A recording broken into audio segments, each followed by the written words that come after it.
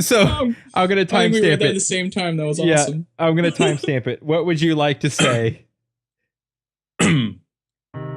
Ladies and gentlemen of DRC land, I would like to take this opportunity to correct a mistake I made last time we recorded. I made some comments about a group of people in the world, and I have realized upon listening to the podcast that I was quite mean to them. I referred to them and used their title in a derogatory form, and for that I am sorry. I wish to apologize to the fuckboys of the world. I realize that being a fuckboy is actually an occupation and something that people take quite seriously, and it's the way that they make their money, and it might not be the way I wish to make my money, but it is something that I think is a very it's more or less like a necessary part of life. Like prostitution is one of those things that's a bit debated in our society. But yeah, to all the fuckboys out there who make their money doing what they do, I am sorry that I referred to you in a derogatory manner, and I will attempt to refrain from doing it in the future. That was beautiful.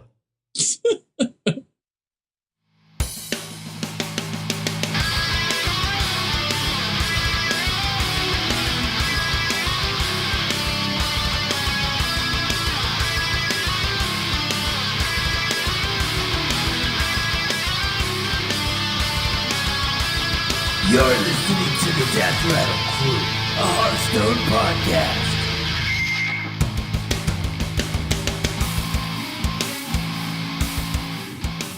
DRC, ladies and gentlemen, welcome to the Death Rattle Crew, a Hearthstone podcast. This is episode 41. I am one of your hosts, Mike Tack2Hearn, joined by Bradford Lee. How you doing, sir? Doing great. How are you? Good. And Matt Mushu Hill. Hey, man. Yep. Good morning. How are you? I started this morning. It's like feeling incredibly grumpy. Really? Is it a salty or just a tired grumpy? I don't know, dude. It's not good. I always try and like be mindful of how I'm feeling. Like when I have like a little like burst of like fuck this shit. I'm like try and think about things I like really enjoy, and then how does that feel right at that moment? And when things don't feel like, oh man, I want to do that, that's how I know. I'm like, oh man, you must be fucking like pissed off that you're up. I don't know what it is. Yeah. I'm fighting the battle, Mike. I'm fighting the battle. Right. Early morning. It wasn't early. It's 8:15. When we do it like earlier, that's when it's really sort of painful. I think that's why I'm so like abusive to Jeremy. Is because I'm just trying to like I'm just focusing on this like this anger and like grumpiness and just emotional. I think he feeds off of it though. I mean, to be honest, I think that's what sustains him. Dude, I keep tame sometimes just for like just want to just tear him down, man. Well, keep PG. Here's the good news. Good news and bad news though. He's not here this week. He had something to do with his wife, so I think he's out of town. The good news for us though, he lost the bet. He lost the DRC challenge. Dude, he didn't even try. Dude. No. He just got bogged down in the Fell Reaver thing. I don't think he ever came out of the.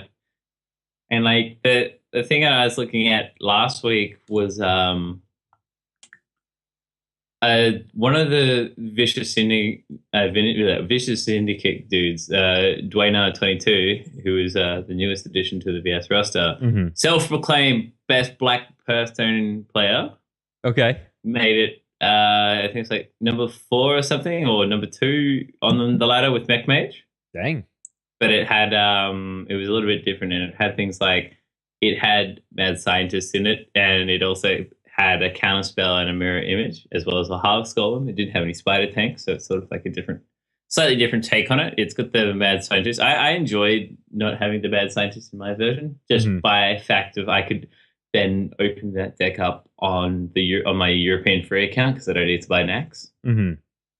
That was my justification for liking it. But yeah, nice. So it was possible to do things with mech mages. Oh yeah, no, I mean I went all the way to rank 5, no problem. And Yeah. I don't know. What? What do you guys think we could have gone to like legend Easily. given the games if I had put in more games or even you guys?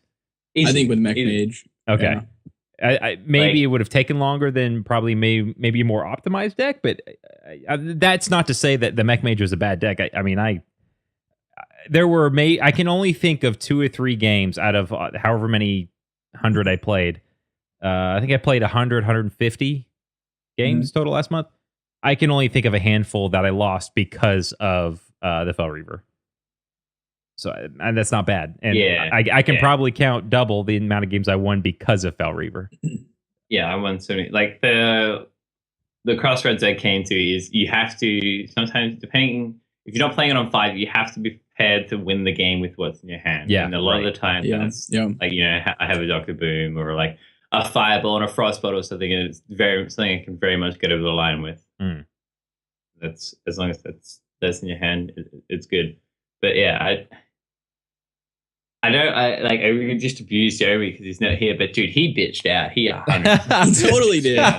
Like it was just from the get go. He was like trying to get change it. Like he wanted to change the rules, and I was just like, and then I sort of hit my like patch because I started off like kind of crappy and then hit this 12-15 game winning spree when I went from 16 to about 8 or 9 or something, or maybe more than that. But yeah, I went on a pretty big winning spree and it was very nice, and it just sort of, I guess, rekindled my enjoyment of using this deck rather than being like Jeremy and saying that it's crap. Yeah. And it seemed quite obtainable. And then when I started, I sought out the like top meta decks and seeing Mech Mage being used a lot and people having success with it, I thought to myself that maybe I can do it too. And so I had a bit of a crack and got pretty deep. Well, I got through like rank 5, 3 stars. That was high as I went. And as soon as I saw Jeremy just continually bitching out, and he was just like, just resigned to his fate that he inflicted upon himself, I just thought to myself, I don't need to play anymore. That's what I was afraid of, because I put in, I think there was one night I was like, all right, I just got to get to 5. If I can get to 5, exactly. I'll be good. I got to 5, and then 2 days later, he was like, oh, yeah, okay, I can pass you guys easy. I'm like, damn it. Like, I stayed up late, put in all this time because I knew I wouldn't have time later to make sure I got ahead of him. And now he's going to go ahead and still get ahead of me. Damn it. What did he get to? I don't even know. I don't remember. Something less than 5, insignificant numbers. Is that what it is? It's either 7 or 13. I can't remember which one it was. If it's 13, I'd say we just like kick him off the podcast because he wasn't even trying. Like that's messed up. I think he was just like a sook about it. It was really. I'm just letting loose at him because he's not here. He's like, he has no chance to defend himself. How about we let him stay on the podcast if his Kesha song's good? Okay. If it's not good, like we'll give him the fate. We'll at least give him an option to potentially redeem himself. What I need him to do is send me, and I'm going to get with him. Just send me the audio track, so we'll get a before untouched version, and then an after, and I'm going to go in and just audio process the bejesus out of it, and then we'll put both of them online. Oh man. So yeah, Jeremy will be singing a Kesha song live, or not live. I guess it will be on the podcast. Secondhand. Not live. And for you guys. Yeah, so if you're listening, fuck you, Jeremy. Try harder next month. Oh wait, I was supposed to defend him this week, wasn't I? Mushu, you shut up. Right, no, there you go.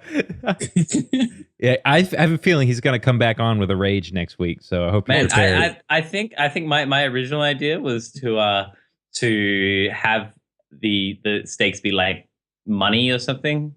Okay. But obviously, I don't know how well that would go with like exchanging and stuff between my Australian pleb coins and your very mighty USD. 68 cents to the dollar. Yeah. But I think that would have given him the incentive to play because it's hurting him financially rather than just it seems that he's like quite willing to just, somewhat embarrassed. I suppose it's a matter of perspective. It's embarrassing to sing a Kesha song on this podcast, but I think it, if it hurt him financially, he would have been much more keen to quit bitching about Fel Reaver and having to play a horsey. Hey, let me tell you something. Black better. Knight did some work for me this season. Dude. Seriously. I can imagine. But I feel Yeah. better about getting that out. It's like I've been holding all this Jeremy hate inside and just be like holding my tongue when we were doing the bet, but now just and he's not here. It's So you just wait for him not to be here. Yeah. Exactly. That's what I was looking for. Well, Yeah, just talk behind his back. It's perfect. I have a feeling this portion of the segment will be longer next week as we have Jeremy's rebuttal.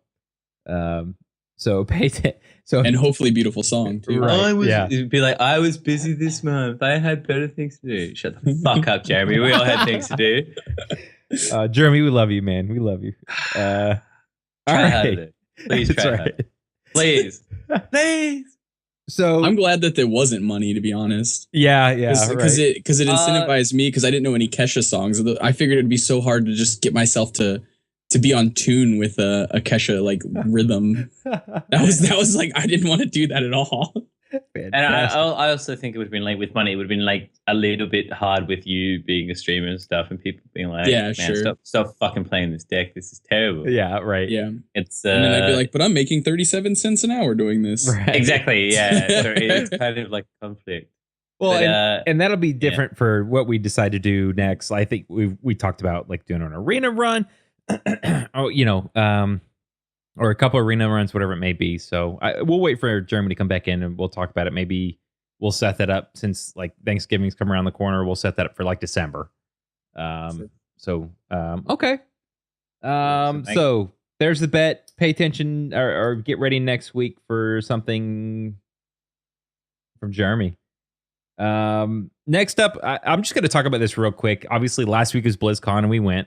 I don't want to harp on it too much. I feel like, one, if you listen to other podcasts or watched YouTube clips, or two, if you did the BlizzCon or the digital ticket, or if you're at all on the internet and care about anything Blizzard, you probably know everything that you want to know about Blizzard. But just for real quick, for those of you who didn't, it was a really good time with two of my buddies from college, Antoine and Corey. It was a good time. I stayed for more of the Q&A stuff than I did the esports events. If you're subscribed to our Twitter feed, which you should, Death Rattle Crew, the only one I did stay for was the StarCraft tournament. So we got to sit right up front for that. That was the finals. That was a really cool, like 7 long, just back and forth series. It was just a really good series. But yeah, obviously they announced, and we'll talk about it later, the new Hearthstone expansion, the League of Explorers. So we're going to talk about that. I think the two most hyped games were World of Warcraft and Overwatch. Just the most time and the most people. So I've pre-ordered both of those games.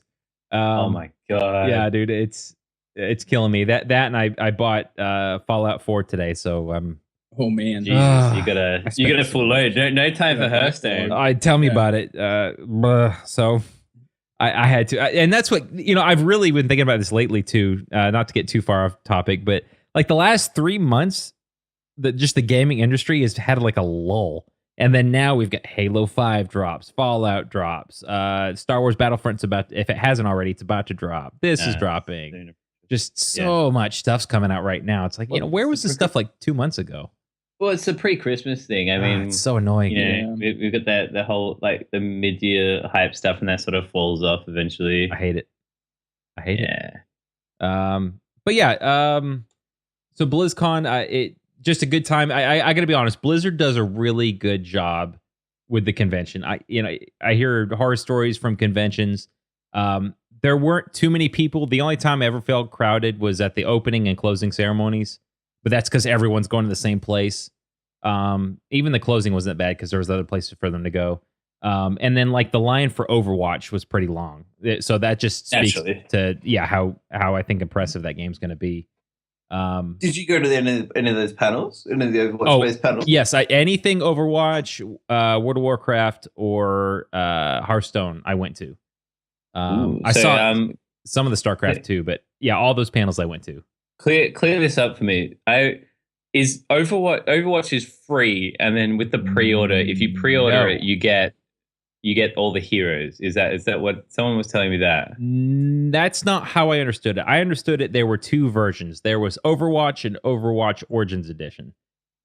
So the Origin Edition gave you a bunch of skins, card back, in-game stuff, and then just Overwatch gave you the initial 21 heroes. And I guess the game. Okay, but neither of that is free. Correct. That's how I understood it. So no, I'm taking your word as gospel here. I want you to be. You're at the panels. I remember that they. Well, I think the lead designer had talked about. We thought about doing it free to play, but we decided to just go with a purchase model, and then these are the two purchase versions that you could get. Okay. That's how I remember it. I haven't looked it up since then. So. Yeah, I will follow this up because when the people in my circles said no, it's free to play. It's gonna be like League of Legends, and I would love to be able, but particularly in my mood right now, I would love to just be able to get fucking shit on, you dumb motherfucker. It's you have to pay for it. Eat a dick. Right. That's really. This is how we talk to each other in this.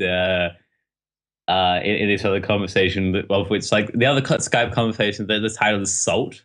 It's just it's actually Saltler, which is like making a joke about one of the people in the group whose name is Twizzler, and so we changed his name to Saltler. So yeah, so that I think that just sort of gives you a little window into what the conversation is usually about. Was WizCon everything you hoped and dreamed, Mike? As someone who aspires to attend one day, what was? It was. So let me start with this. Confirmed Overwatch is not free to play. But yeah. Could you link me that so I can shit on this person in this other conversation? Absolutely. Absolutely. It's about the little wins in life, I find, and this is one of them. Yeah, but it was everything I wanted. What was the coolest part? What did you enjoy the most? I think the opening ceremony was the coolest part. Oh, cool. I think that was the one thing that it was like, if you're out there and you bought the virtual ticket, I'm actually kind of jealous because you have the ability to see everything and you're sitting at home on your couch and you're not having to wait in line to go to the bathroom or get a Cheeto or something, but the opening ceremony being there, that made it kind of worth it. Just because they talked about every single game, they announced. We got to watch the movie trailer. So you haven't seen that, go check it out. We saw the World of Warcraft trailer for Legion. If you haven't seen that, even if you don't play Warcraft, I'm sorry, it's badass. It is completely bad. It's probably the coolest one they've launched so far. I mean, what do you think, Musha? You're a big Warcraft person. Oh, he's not there. Where did he go? Oh, I think it was really good. Sorry, I knocked my fucking cord out. Yeah, I think it was really good. Yeah, I was concerned for Varian there for a few seconds. Oh, wait, for the Legion trailer? Yeah. Yeah, I was concerned for Varian. I'm a big Varian proponent. You thought he was going to die. I also don't think Sylvanas looks quite as attractive when she's white rather than blue. I much prefer a blue Sylvanas. She looks too pale. She looks like almost too human, like almost like she's dead. Or something. Yeah, but not like cool dead. Like when she's blue.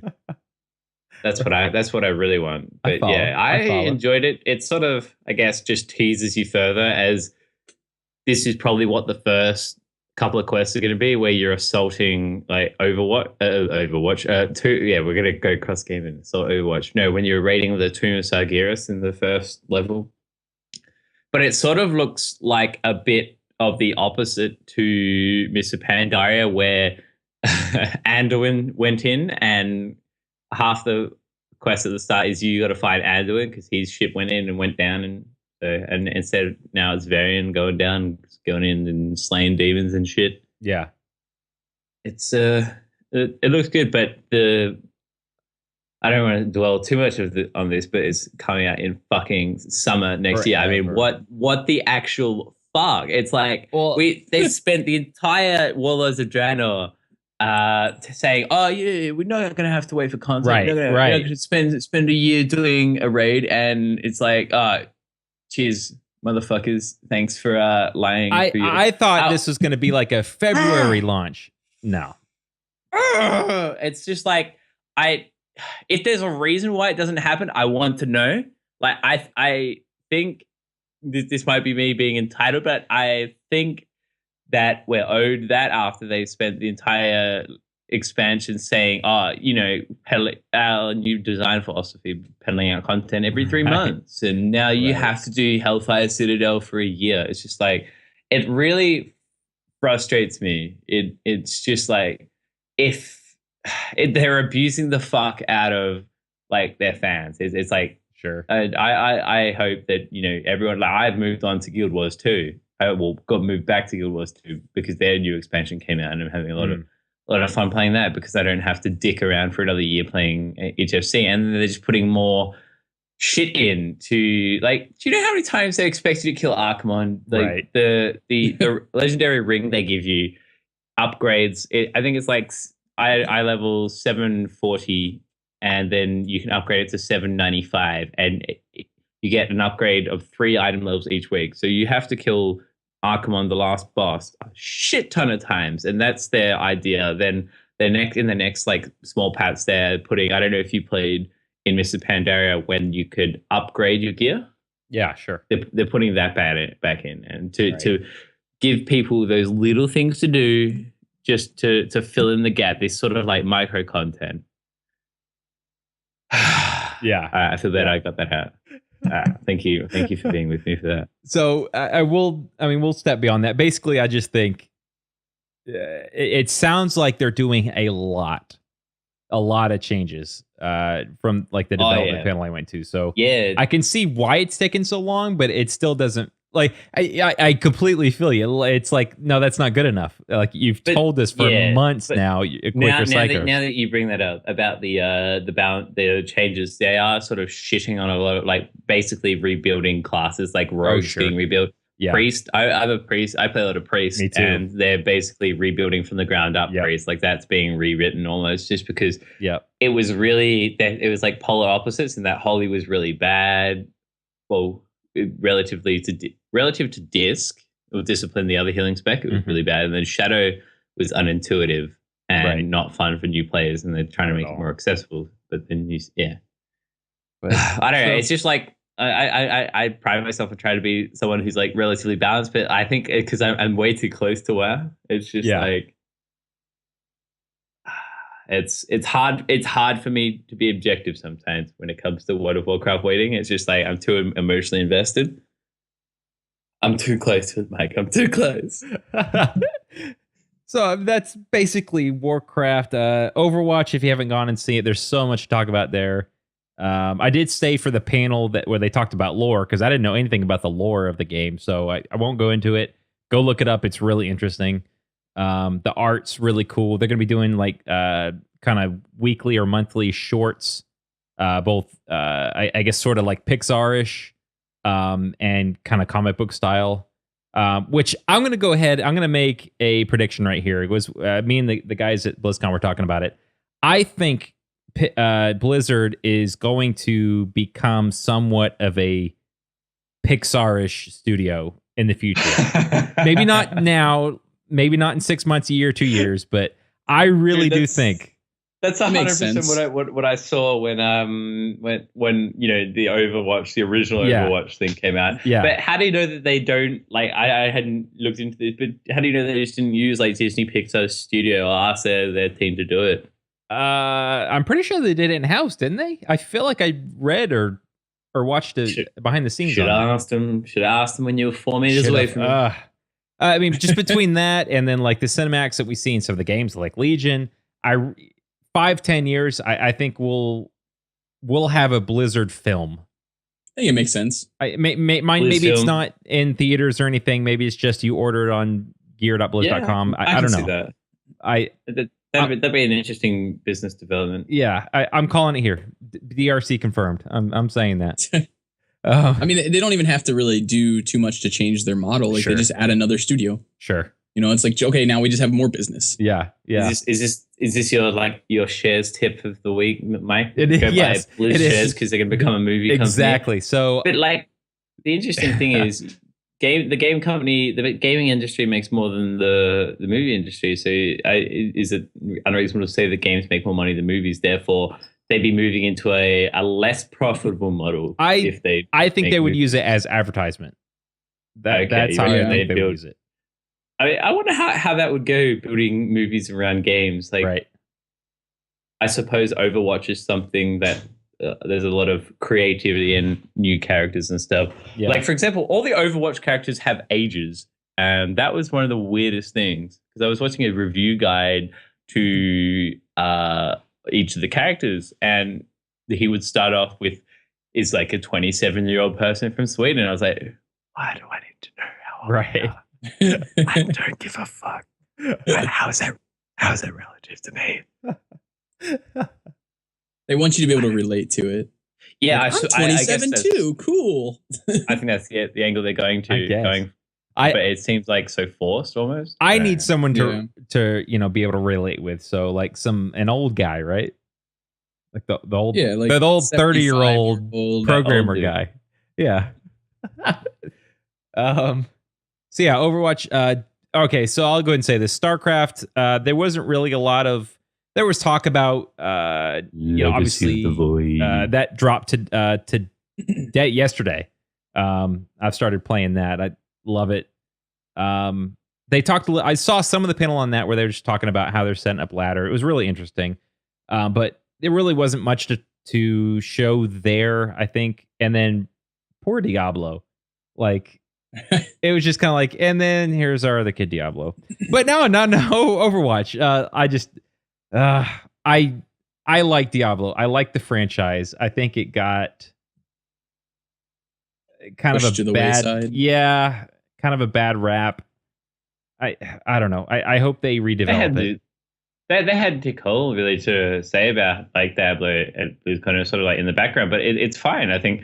Because they just like season 4, from what I've heard, was really popular. Was it? Like so many people. I know, well, at least close to me, because my housemate just played the shit out of it, and Yeah, he's both my like, roommates Matt, play. I was like, I hadn't bought the expansion because I've never actually played it. I got it Mhm. free when I bought my year subscription to WoW. Yeah. And I just haven't touched it because I just didn't care. It looks fun. It looks like something I would enjoy, but I don't know. I just don't want to. I don't like being told to play games. Right. It's like I'll get there on my own. All right, just let me. It is a lot of fun. I like it. I like the story. I like the expansion. I thought one was. It was a pretty good game. The expansion I thought was too short, especially for its price. I don't know. I want more content. I think More content, please. No yeah. more extra money. And I think we got burnt when they talked about it having multiplayer, or I guess arenas is more what I mean by when I say multiplayer, not co-op. And it didn't drop at launch with it. I don't know. I'm not too big on the whole competitive aspect of it. I'm more of the storyline kind of person, so that's what I want more of. But I know that's what takes the most time to develop. So it's kind of like, yeah, it's a lot more to make me happy versus someone who just wants to grind the best gear. I just feel I'm the kind of person, if I'm going to grind for gear, I'm going to grind in Warcraft, not Diablo. It's So- it's hard to like build a game around being an RPG sort of But it's playing game, not. and then have it be also a competitive competitive cross or PvP style game. I mean, you look at WoW, and it was originally to be a just you versus the environment in the raids and shit, and then when BC came across, they spent the next like 8-9 years consistently trying to balance classes to make arena and battlegrounds competitive. Yeah. And it's still something they haven't like quite got right, just because it's like a balance, but it's not the easiest thing to do. I think it seems it's easier to make a game more balanced if that's your only intent, if that's all you're dealing with. rather than like RPG and another raid style content side to the game. It seems quite difficult. And then last, I guess, Heroes of the Storm. I didn't watch any of the esports. I still haven't. Yeah, obviously they won. Still haven't played the game. I watched during the opening ceremony though, they announced a couple things like Cho'Gall dropping. That's really cool. I think that's a really cool idea. It is a pretty cool idea. I'm going to try it just because of that, and then I'll probably get sucked into it. For those of you playing at home, the Cho'Gall character is a 2-person character. So someone plays Cho, the other one plays Gall, and so someone has manipulation of how he moves and his melee abilities, and the other person gets the ranged abilities. And so the even more interesting thing is I heard that it was going to be unlocked virally, so only people who were able to go and bought the virtual ticket have access to it. And if you play a game with a person like that, then you get Cho'Gall added. Wait, that's the only way you can access? That is the only way to access. Yeah, you can't buy it. It spreads virally, which is pretty cool. That's a very cool idea. That's a really neat idea. Yeah. See how it goes.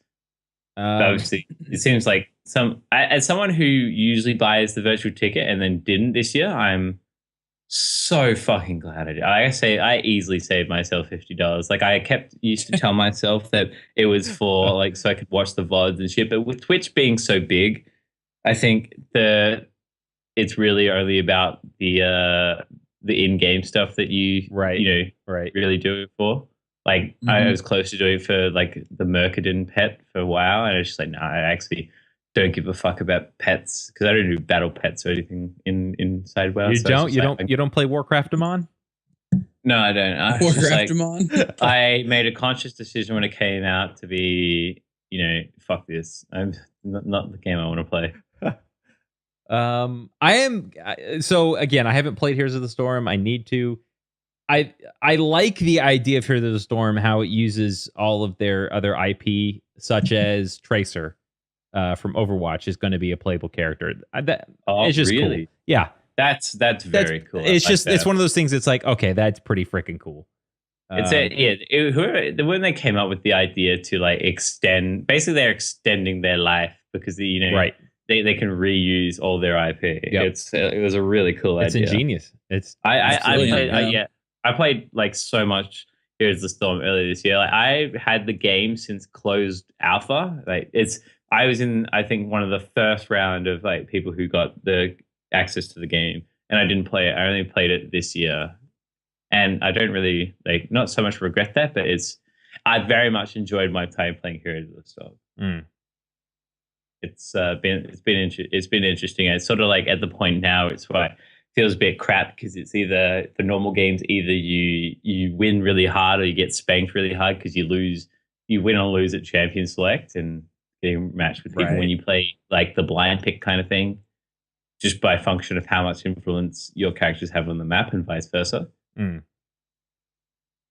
yeah, it's a very enjoyable game because it doesn't have the same ramp up time as say League of Legends and Dota has, where the outcome, the process of the game can influence how much your character gets to actualize their role in that. If they're assassin, how good they are at killing people. Obviously, in Heroes of the Storm, it doesn't really matter how your game's gone, as long as you're keeping up in levels and putting talents in the right things. You'll reach that full assassin potential, which is what I like. It's good times. So that was that's BlizzCon in a one fell swoop. Who did you see? Did you see anyone? So we'll end with that before we get to the draft. I ran into. I was gonna interview with a bunch of the guys. I think 15 of the folks from Vicious Syndicate showed up, but we just never worked out as far as logistics goes. But I did run into Demigod and Jay Tonic from Vicious Syndicate and had a little chat with them. So that was a good time. And then I ran into Chanman and Life Coach. I saw a bunch of the people from afar, but those are the only folks that I actually went up to and talked to. Did you punch Chanman in the balls? No, I did not. I didn't think that would be very nice. like for the whole Reddit thing. What was that about? Really? I don't know that. So like Value Town disappeared for a long time, and Chanman disappeared for a long time because he got caught using multi accounts to up his Reddit posts. Oh, Yep. So he was cheating. There's all kinds of And people who do that though. That's the problem. But he definitely was doing it. oops. But like, and I don't think the fact that like that doesn't make it okay. And then No, it doesn't. Right, no. it's like, is democracy good if everyone can fucking vote as many times as they feel like it? Right. It's it's interesting that he stepped away from it and like waited for it to blow over, and it seems like it has. But I think this, you should be able to go away and come back. Like, just because he fucked up once, he should be able to come back and resume what he was doing. Like, it shouldn't be a life sentence that you did this on Reddit, therefore never fucking do anything again. And that's sort of like what it feels like almost in this age of Twitter and shit like that. It seems like people just want to abuse set fire to people and never have them come back. So I'm glad he was there, Mike. I'm glad you got to talk to the young Chan man. Yeah. What was it like talking? Did you talk to the life coach? Yeah, just shortly. What was that like? It was just real quick. He was walking, I think, with his girlfriend or wife. I don't know who that was. It was good. He's a lot taller than I thought, and a lot skinnier than I thought. Oh, dude, you see him when he stands up, and he is a stick. He's really He's got like a big chest frame kind of thing, but the rest of him, he's very lean. No, it's kind of like Crip. His body doesn't look like how I thought. I obviously when you watch streamers, all you see is their head and their chest and their neck. Crip's a giant. Yeah, he is. He really is. You see him standing next to Broad, and it's just like, I know how tall Broad is, and it's just right. Yeah, and then of course Brand Broad in that hat. That freaking safari hat. The safari hat. That's so much swag. Oh my god, Brent Broad swag on the head right there. I bet you that's how they made the expansion. They were like, let's make an expansion. He's like, I got this hat. Yeah, let's go on an adventure. On an exploring venture. Oh man. Yeah, so that was that's who I ran into. The draft. So BlizzCon, obviously, if you've been paid attention at all, you know that it's Kaka won. Oh yeah, Kaka. He looks so happy. Yeah, naturally, but right. Yeah, he looked in a completely objective way. He looks really good in like the Na'vi colors. It was a really good look, I think. Like the yellow and the black, it looks really good. It was it was good. That's the thing you take away from it. Yes, it is. That Oscar looks good in yellow. So damn good. Yeah, which means that you won. I did. You fucking crashed it. Yeah, when we got to the top 8, that was I really did. I still thought Tice was going to win it. So did I. Of course he didn't. Ripperino. You were guaranteed. You had 2 of your picks play in the semifinals. Right. Yeah, you were locked for the finals. You were locked for the finals, and I fucking coin flipped my way all the way to the end. Dude, hot form, you good thing. It's just like, yeah. Because I was going into the top 8 only having hot form, and everyone else got kicked the fuck out. So between Brad and Jeremy, they had 4 peoples. Yeah. So I was, but hot form, he was looking good, and then Oscar just took it out. I think it's So did you see any of this? Did you see the Hearthstone stage? I saw the stage. I did watch. The only game I watched was between, I think it was a challenge stone between Amaz and Savitz. Did you see the? So did you see any of like the other exhibition matches? Like I saw they had Elke versus Daniel Negreanu. I did not watch that one. No, I did watch that one. Yes, those names ring a bell, Brad, don't they? You know who those people are. Oh yeah, I know Daniel Negreanu quite well. He and I are So, best friends. for those of you playing at home, Daniel Negreanu is arguably the most famous poker player and is the face of PokerStars, the world's largest online card room.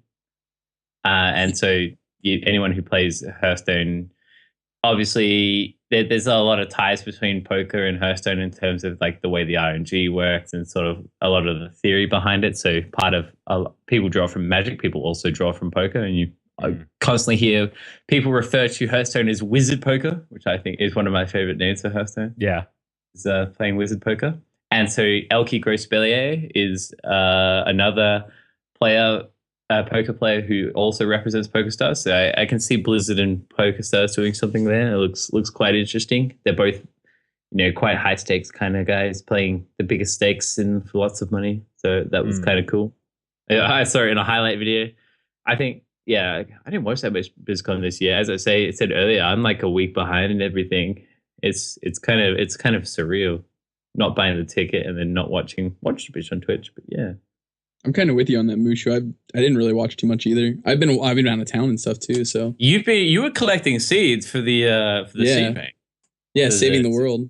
That's what I mean. Like you were saving the world. I was playing like Guild Wars and shit. And the thing about BlizzCon, yeah, well, you were digitally saving the world is the thing. Yeah, I was digitally saving Tyria. It was like digitally saving another world. Yeah, it was on it a kind of I guess it's never going to be on it at a good time. Being in Australia, that's just how it is, and that's sort of.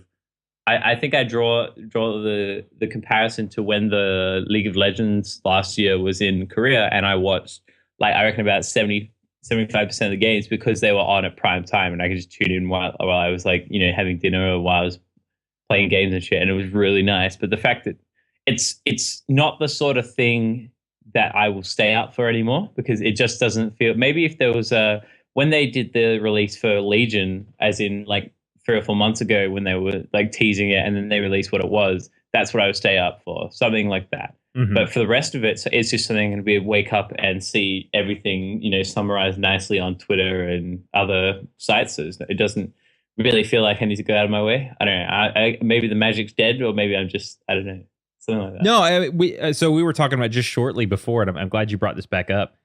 It's the internet age has changed it so much. I mean, it's okay, it's not much different than last year or before, but even 5 years ago. I think it's the Twitch and Twitter age. Yeah. It's not so much the internet. It's that everybody is doing it now, and it's so easy because we've condensed it down to being 140 characters. It's very easy to get information quickly. Mm-hmm. And specifically because you are restricted to 140 characters and because everyone is on board now, all the companies are on board with social media and actively using it and actively trying to make theirs better, so it's very easy to get things. Mm-hmm. Yeah, but I think I really think that's it though, because I mean I'm feeling kind of the same way. It's all right, do I even want to go to BlizzCon next year? Kind of question. Do the couch tour. Yeah. I mean, again, I think going to BlizzCon's amazing, and being able to go to do any event like that, any festival type event is amazing like that. But they made couch tour for a reason. You're sitting on the couch, you get to check it all out at the same time. Right. What is couch tour? Oh, it's just basically it's a reference because Fish does couch tour and never mind, don't mind me. Basically, a bunch of Fish the band does couch tours for all the deadheads who have kids, basically, to go. And I just say couch tour because it's the first thing that pops into my head. But basically, just watching BlizzCon with your virtual ticket. Yeah. That's what last year. When the Legion release was coming out, I was sitting in our Mumble server with my guild watching it and stuff. So that was sort of I guess the same sort of thing. In that we could just share that experience while not actually being there, because being Australians, we're not going to be there. I would like to go to BlizzCon when there's a big reveal. If the expansion that comes after Legion, then I'd be and if they were announcing that at BlizzCon, I'd like to be there for that. I'd like to be there for a fresh expansion year. That's when I want to go to BlizzCon. Mm-hmm. That's the only thing I really care about is being there when they announce it. When there's some sort of Warcraft related reveal, that's what I want to be there for. Yeah. Yeah. I mean, yeah. That's BlizzCon. Maybe you guys gonna fly in next year? I'd like to punch out my I like to do the League of Legends World Championships and BlizzCon, and like do the last week of the League Worlds and then come over to BlizzCon. So if League of Legends back-to-back was in weeks or America, whatever.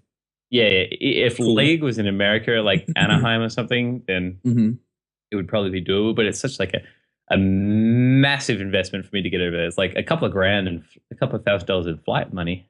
Oh yeah, sure. So I'm in the deep south of the world, but yeah, I think so. Hang on, let me just pull up what the final finish, because it's obviously Hot Form, Oscar. Who was the other person in the semifinals? Hot Form, Oscar, Tyus, and who was the other dude? What must have been one of yours or Jennery's dude? Was it Brad? No? Was it No? I don't remember now. It's kind of brutal that people you don't remember. Like, well, I've been busy. Yeah, you remember the winner. But right. Yeah, that's what I mean. You win the winner, and I would go as far as to say in like 6-8 months' time, people will barely remember Hot Form. People who are like enthusiasts of the game will probably remember Tice, because it looked like for so long that he was just going to burn through and win the whole thing. Yeah. But it's you don't remember the not winners. It's just sort of only like the highest of enthusiasts will remember where everybody else finished. And how do you what do you guys think about it going for 2 weeks and doing the top 16 first and then the top 8? How'd that grab you guys? I thought it was good. I mean, what do you think, Brad? I didn't. I think it fits into the schedule of BlizzCon better. But like at the same time, it's kind of like, I don't know. It feels like a tournament should be all day or something. Like we could have done 16 and 8 all in the same day, but because there's so many other things going on with BlizzCon, why would you want to do it all in one day when you can they can be like, okay, we're doing Hearthstone now. All right, jump to something else, And so that just allows them to, I don't know, project more games out, which I think is why they did it. But I don't know. I would prefer it all in one day. I'm pretty sure but you couldn't do it all in one day, like not pay service to playing a best of 5 and giving players adequate break and prep time. I think smashing it out over 2 weeks is really good because it pays service to the esports side of things while not conflicting with their schedule too much. Yeah, sure. Was BlizzCon on like a different? Is it always been Friday, Saturday? I used to think it was Saturday, Sunday. I'm pretty sure it's always. I'm not even going to say I know. Good. I feel like I remember it's always been Friday and Saturday. Okay. Because it sort of caught me off guard a bit. I was just like, maybe I was just like too busy doing other things. I don't know. It's interesting. I think I would go next year if I still lived up where I was at. Because it's not too unreasonable for me to just like drive down there almost. Yeah, sure. Yeah. It's long drive, but if there were other people in my area that wanted to go, I'd be interested. Right. So yeah, it'd be fun to go out to. Just looking at the back of the group stages that so I lost so many people in the group stage. So I had Purple, obviously Hot Form went to second, Zihao and Nyria. So I lost fucking. This is why I wanted to wait before the groups, because I lost. I suppose it's not too bad because I had 3 people in one group. I had my group D. I had Xiao, Purple Drank, and Nyria in the same group. Purple Drank, Purple Drank, and then Hot Form in Group C. So it's but that's sort of like too much because my group was too stacked in that I think you only ever want as much as you can get out. So I didn't want 3, you only really want 2 in a group. And that's why I wanted to wait. But fucking Jeremy, back on this topic. Fucking while he's not here. Fucking Jeremy. So much salt. He really grinds my gears, pushes the buttons, Mike. He really does. I think sometimes I don't even like talking on the podcast because I like to listen to you two banter back and forth. I'm just like, I have no input on this. This is hilarious. Why would I want to say anything here? Right. Let's not get bogged down on this. So, Mike, as the winner of the DRC Alpha Draft for BlizzCon 2015. What do I get? Oh, I'm making you a trophy. Yeah. Okay, I'll make you a trophy. Yeah, I don't know exactly what it's going to look like because I didn't do it yet. But I'm making you a trophy. He's making you a trophy. Fantastic. Yeah. I'm excited. Yeah, you are the victor. But I think it would be interesting if we sort of like assign. I look into it a little bit further and like assign points based on where your people finished. Ah, yeah. And I know I get fucked up because I lost 75% of my lineup in the round of 16, so I can't be winning. Well, let's do that then. I think you still win. I think it'd be interesting to see where there's no way. I don't think you can lose because you had 3 out of 4 in the top 8. So that says to me you automatically win because you picked the winner and then you had another player in third place or third, fourth place, whatever. Mm-hmm. And who had? You definitely won it. Even if we did points, even with points, I would. Yeah, nah. Well, yeah. What the fuck? No, you had no as well, didn't you? Yeah, no. There's no way you lost. Because you had 3 out of the top 4. No, that's not even worth it. You won by a fucking mile. Get it? We could just like quantify how much of a mile that actually was. Fucking hell, Mike. You crushed us. We were a good thing we didn't put like money or anything. Yeah, Shrek. You just crushed us. You crushed it, dude. You absolutely crushed it. I did. I really thought Tice was gonna take it home though. I think everyone did though. Everyone was talking about how big of an upset it was. I was watching the interview before Oscar versus Tice, and Oscar's just like, he knows he's good and he's not afraid. Like, he's not cocky, but he knows he's good. It's sort of like, and he's okay to talk about him being good. It's too often, I think you lose that sort of I guess confidence in yourself almost, or because you're being humble. But he found I think Oscar found a good balance between being, I'm pretty good at this game, and I can probably win, versus my opponents are really good. Oh, yeah? Oh. To see the way Oscar sort of talked about it. We lost you there for a second, Mushu. Fuck this Australian internet. I'm supposed to have the fastest internet in Australia, and it's still a bag of dicks. I blame Jeremy. I'm still like quite angry today, boys. It's just rough. It makes me want to like leave the country, and when I think about it, it seems so trivial to leave over, and it's sort of like torn in my mind because like leaving over the internet seems kind of silly when you think about it, but it sort of like speaks to a bigger problem in that like the government, what I want out of the government and where the government's heading are two very different things, and I don't know if that means I should leave because I'm losing the battle and it's not how I want to live, or if I should stick around and try and like get into politics and try and bring it back to the way I want to do. You sound like people in America. Yeah. I don't know. I think we lost him again. I know there he is. It just feels so powerless sometimes. It's just like I don't. It seems hard to me. I don't understand how there's this much of a disconnect between me and the representative of the country. It feels kind of silly. Sure. Yeah, I don't know. Politics, right? Where would you go to that you would find a political refuge? I would feel much more comfortable in like that's.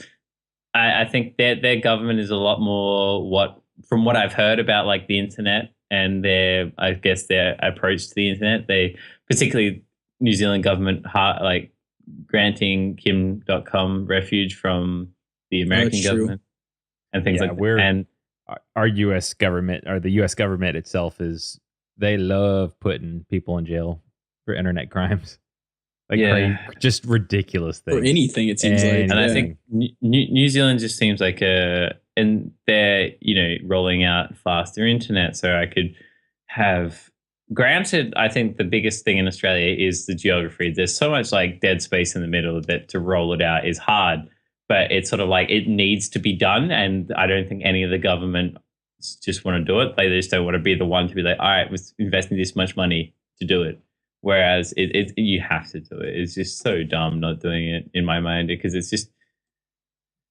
I mean, the long-term economic gain's got to be better too. Yeah, you have everything at your fingertips, literally.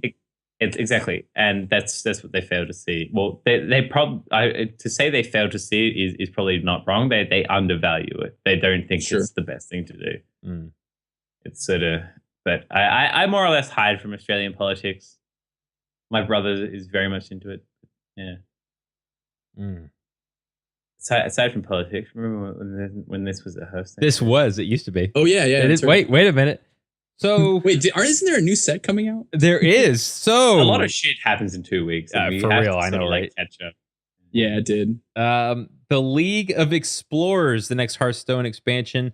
By the time you guys get this podcast, it will be out. But this is the dealio. I want to talk about the cards, but before we do that, I do want to talk a little bit about, I guess, the expansion as a whole. Me and Bradford Lee talked shortly about how past adventures, and I guess you could say the big card expansions have been more or less serious. Like Hearthstone itself is a goofy, funny game. But I think it has some serious themes, like what was it? Naxxramas, Blackrock Mountain. The Grand Tournament itself, if you play Warcraft, is sort of a serious thing in a way, kind of. This is not so much. This is kind of goofy on top of a goofy game. Does that make sense? Am I at all making sense, guys? Yeah, it makes sense. Okay. Not. Okay. I mean, anything can happen. Right. What do you guys think? Are you concerned, worried? Is it okay? Are you happy? What do you think? Well, I'm never really concerned with what they bring out. I mean, if they're bringing something, I have this blind faith in Blizzard.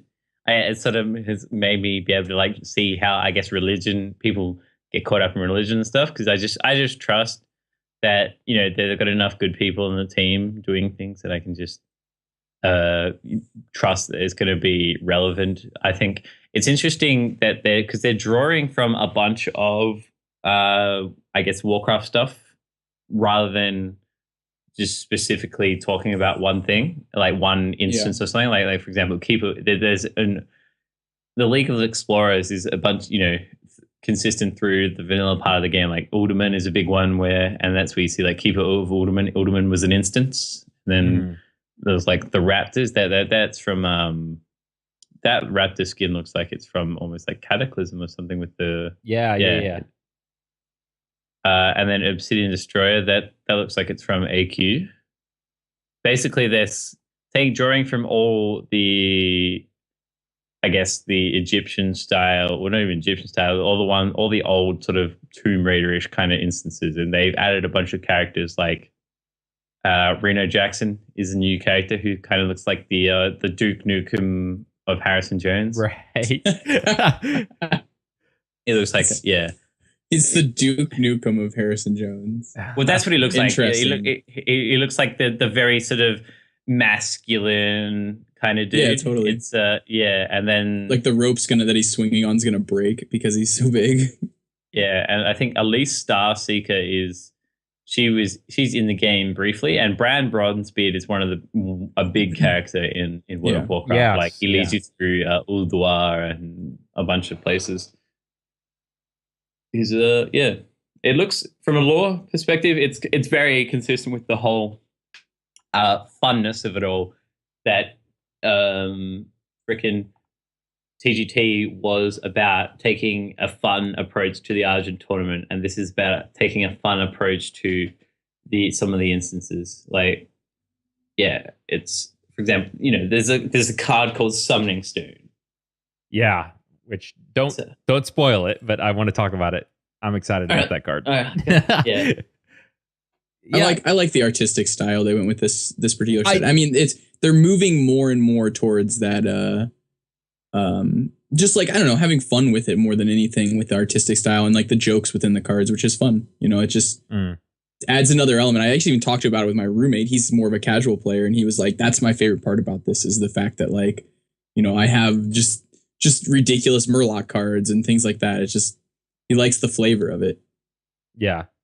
I don't wonder how much the question really comes down to, from a serious discussion side of things, is how much of an audience does that reflect? That definitely doesn't reflect my view on the game. I'm definitely more of a competitive gamer. Like, I play games, I don't know if it's who I'm friends with or like something inside of me. That's just, I like to compete. I like to, even if it's against just like the environment, against like rating content, I almost would still, you can have a comparison against other people. But yeah, they're doing it because it looks cool and because it's fun isn't usually enough for me, basically, is what I'm saying.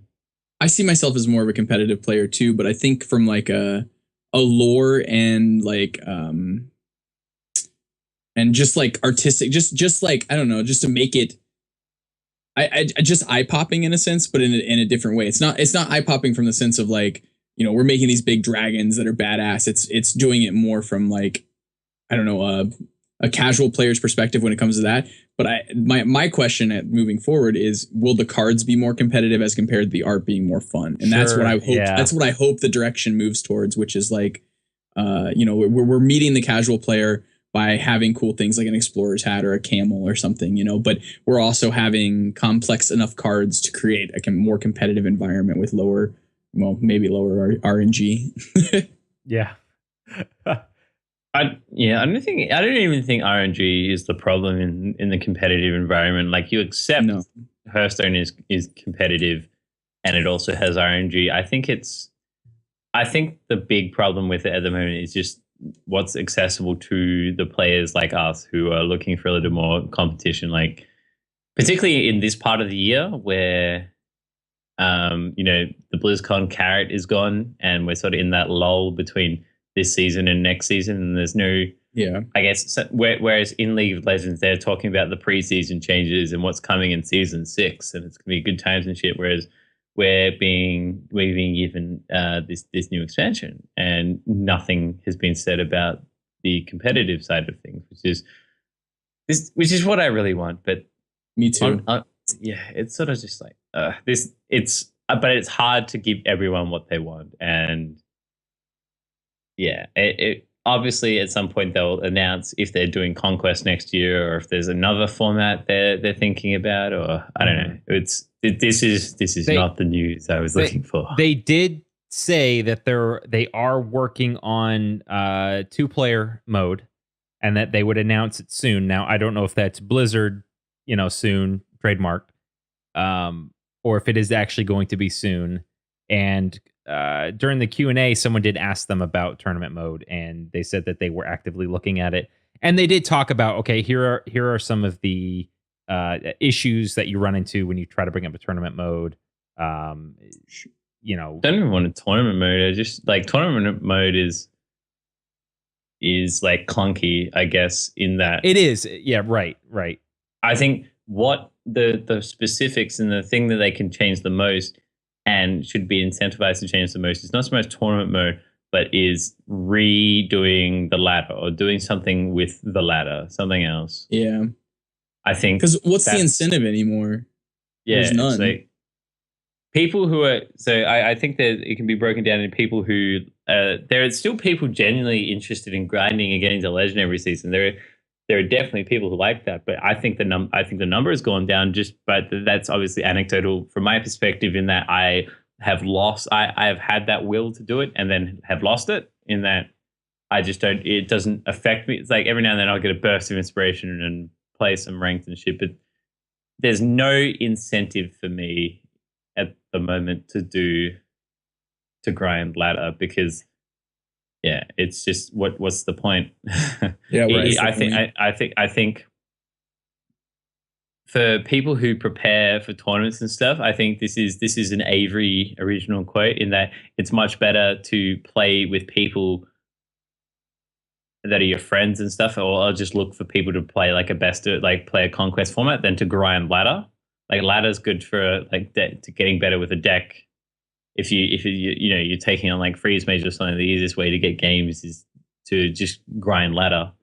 And I think that's great and shit. But for people who you have a pretty good idea of how to play the deck and you want to see the next step is how to play in like relevant situations to what the meta is in a tournament setting, in that the ladder is full of secret paladins, but it doesn't necessarily translate into the tournament scene because you have to bring other decks and shit like that. So Yeah. I don't know. It's sort of like, what's the point, Mike? What is the point? It's like elevated casual is what I think the ladder is nowadays. It's like just like you said, if you want to get better with a deck, play a couple ladder games.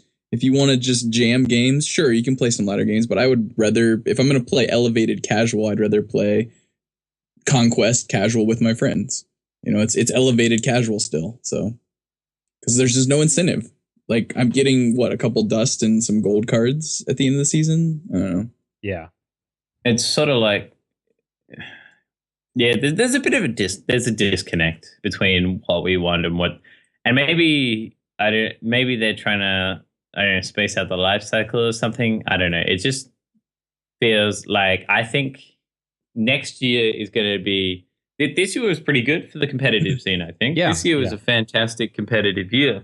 And we're just we're looking at it retrospectively now because we're looking back on it.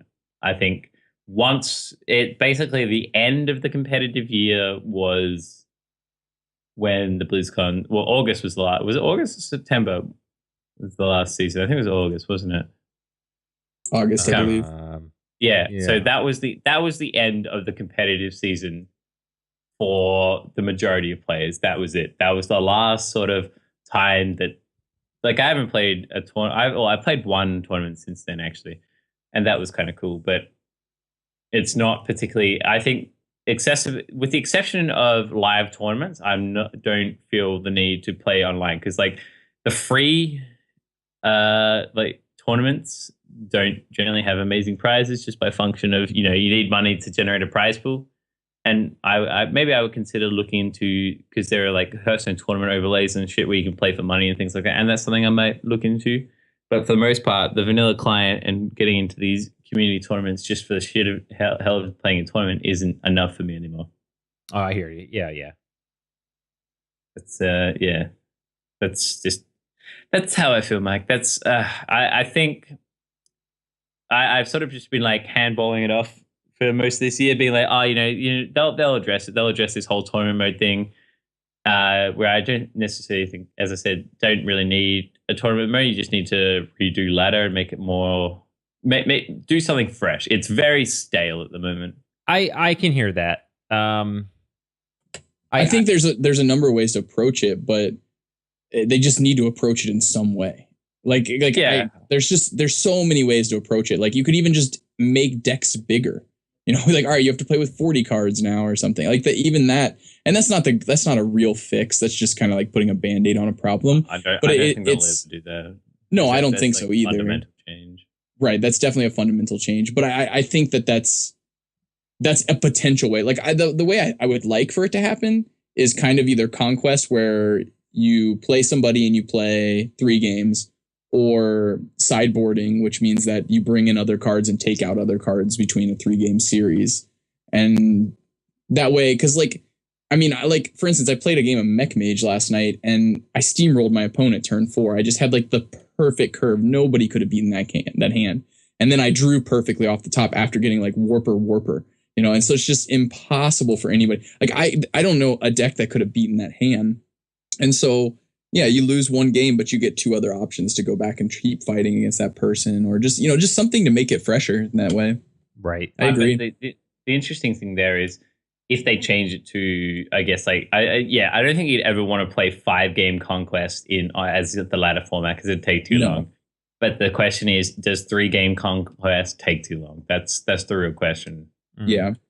And I think for someone who just wants to jump on and play a game and have it be relatively competitive, I don't even know. It's the sort of thing where I think we need to start looking like surveys almost or something and see what I don't know. They must have all the data and look at how long people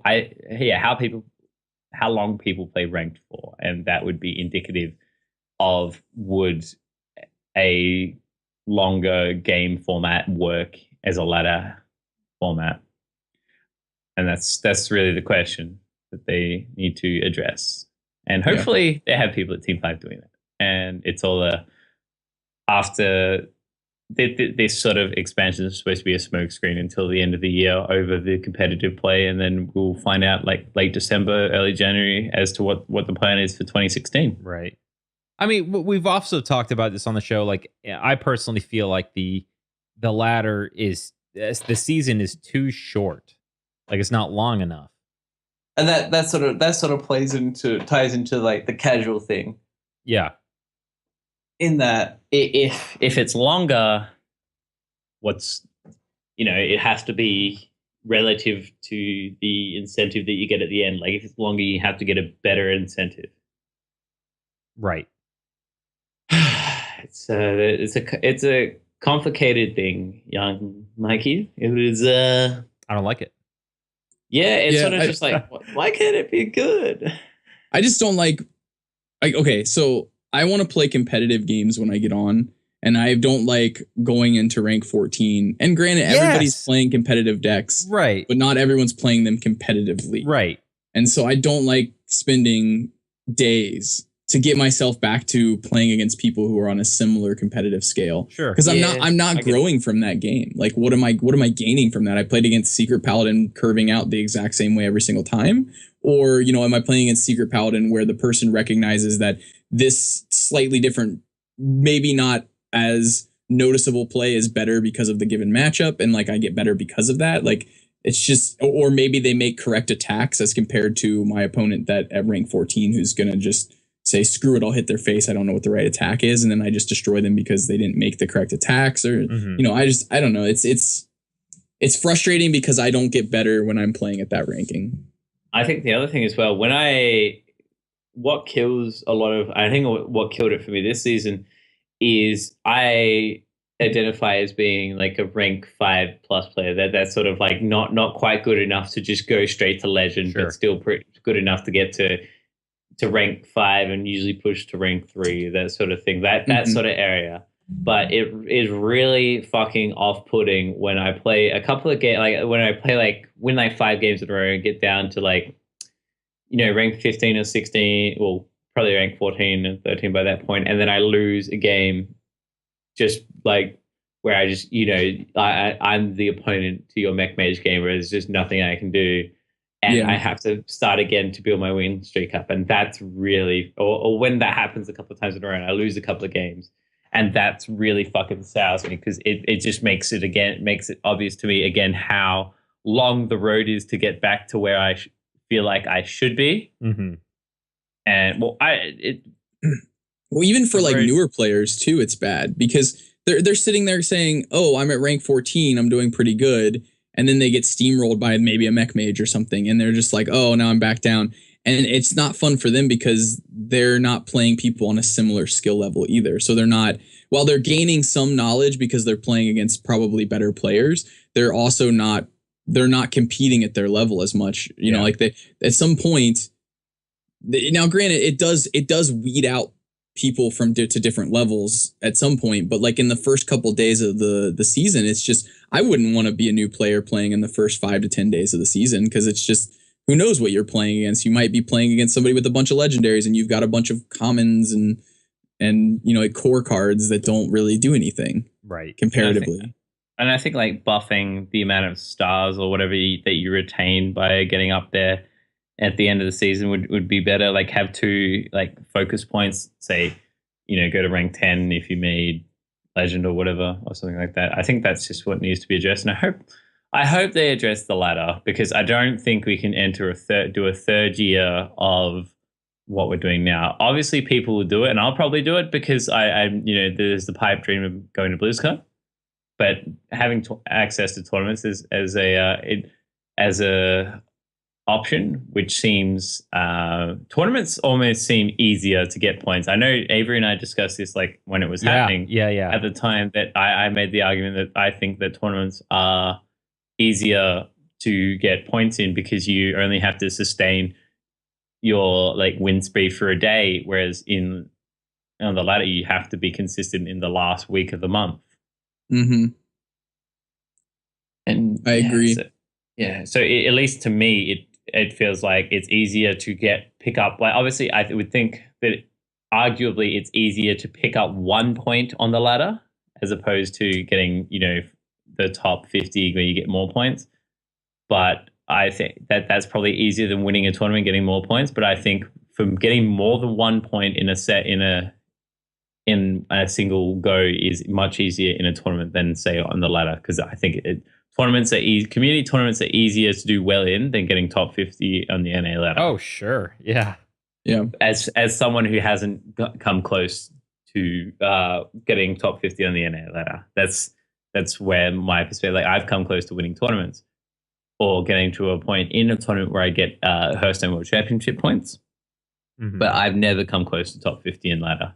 And with ladder, a loss is a loss. With a tournament, a loss means you have 2 decks left in your conquest format. It's the same thing we discussed. Like you don't just straight lose and then just de-seed. And so getting to the top of ladder is just there's so much randomness there because you have to have that win streak to even put yourself in position, and you have to make that win streak happen on the right timing to make that even happen. Mm. A lot of questions for the young people at Team 5 to address, I guess. And it'll affect the outcome of the game, more or less, I think, this next year, because it's sort of at the point where we had the first year of Hearthstone when, Firebat wins, and people were pretty happy with the game, I guess, because it was, bring 5 decks, etc. And then now we've had this year of Conquest where it was a very sort of specialized Hearthstone format, which has been interesting. It's had its pros and its cons, and I think arguably it was a better year. I think Conquest was more enjoyable than King of the Hill, because I always hated getting like steamrolled by like a face hunter or something. Yeah. It's like, you're really good at this game, sort of thing. Sort of like devaluing it, but that's another discussion entirely. But right. It'd be interesting to see if they have a third format lined up, I guess. I hope so. I don't know what it would be, but hopefully we'll see. Sideboards.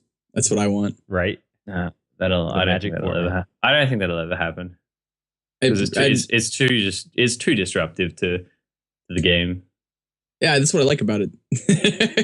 I like the disruptiveness because it's like if they're not gonna if we're gonna create a format like we were talking about this a little bit earlier, if you're gonna create a game that has X decks, let's say there's 10 decks, and there are right now kind of, if there's 10 decks and you just keep implementing 45 new cards each time with a new set, those old cards are still going to stay around and keep doing the same thing that they've done, and it doesn't change the game generally. Like Handlock gets better, or something gets better, or it shifts its way. It shifts a couple cards out of its certain slots and adds a couple other new cards, but it doesn't actually change the game dramatically generally. Like we saw that with TGT. We saw Mysterious Challenger come out of TGT, and that sprung a new deck, but for the most part, everything else just kind of fit into slots in certain decks. Like Dragon decks got a little more powerful, but we didn't really see an evolution of new decks or a ton of new decks that really just freshened up the entire game. And so I think something like sideboarding just would completely turn everything upside down on its heels, and that's good for like the competitive player. It's not great for the casual player because they're not as vested, so they're not going to be wanting to spend as much time building into these new decks. But with the age of the internet, like even the new player or the casual player, they're going to be able to find deck lists relatively easy and be like, oh, okay, so this is a deck list that would be a good option for me because I have most of these cards and I can move towards this direction now. And so it's not the lag time between casual players and competitive players from deck construction standpoint is not too drastic. I don't think that it would flip itself on its heels and make people quit the game. I don't think that adding sideboarding or changing a couple cards or like removing certain cards or adding a bunch of new cards would dramatically change the casual player's desire to keep playing. I would hope not. Well, they'd sort of just like either accept it or move on to a different game. It's the same with anything really. They either like it or they move on. Yeah, I suppose. Yeah, it's interesting. It's I don't know. It's just very. I don't even think it's burnout for me at the moment. I think it's beyond the point of burnout. It's just like I look back and like what. Yeah, even I think like the biggest thing is just just looking at this expansion and being like, there's some interesting concepts here, but I can't see much sticking almost. I'm getting the impression that the people who are taking it more competitively are the ones that are getting more burnt out. You know what I mean? Does that make sense? You guys understand? Yeah, because totally. it doesn't feel like our needs our needs and desires aren't being met. We're not being tailored to as the hardcore semi-hardcore population.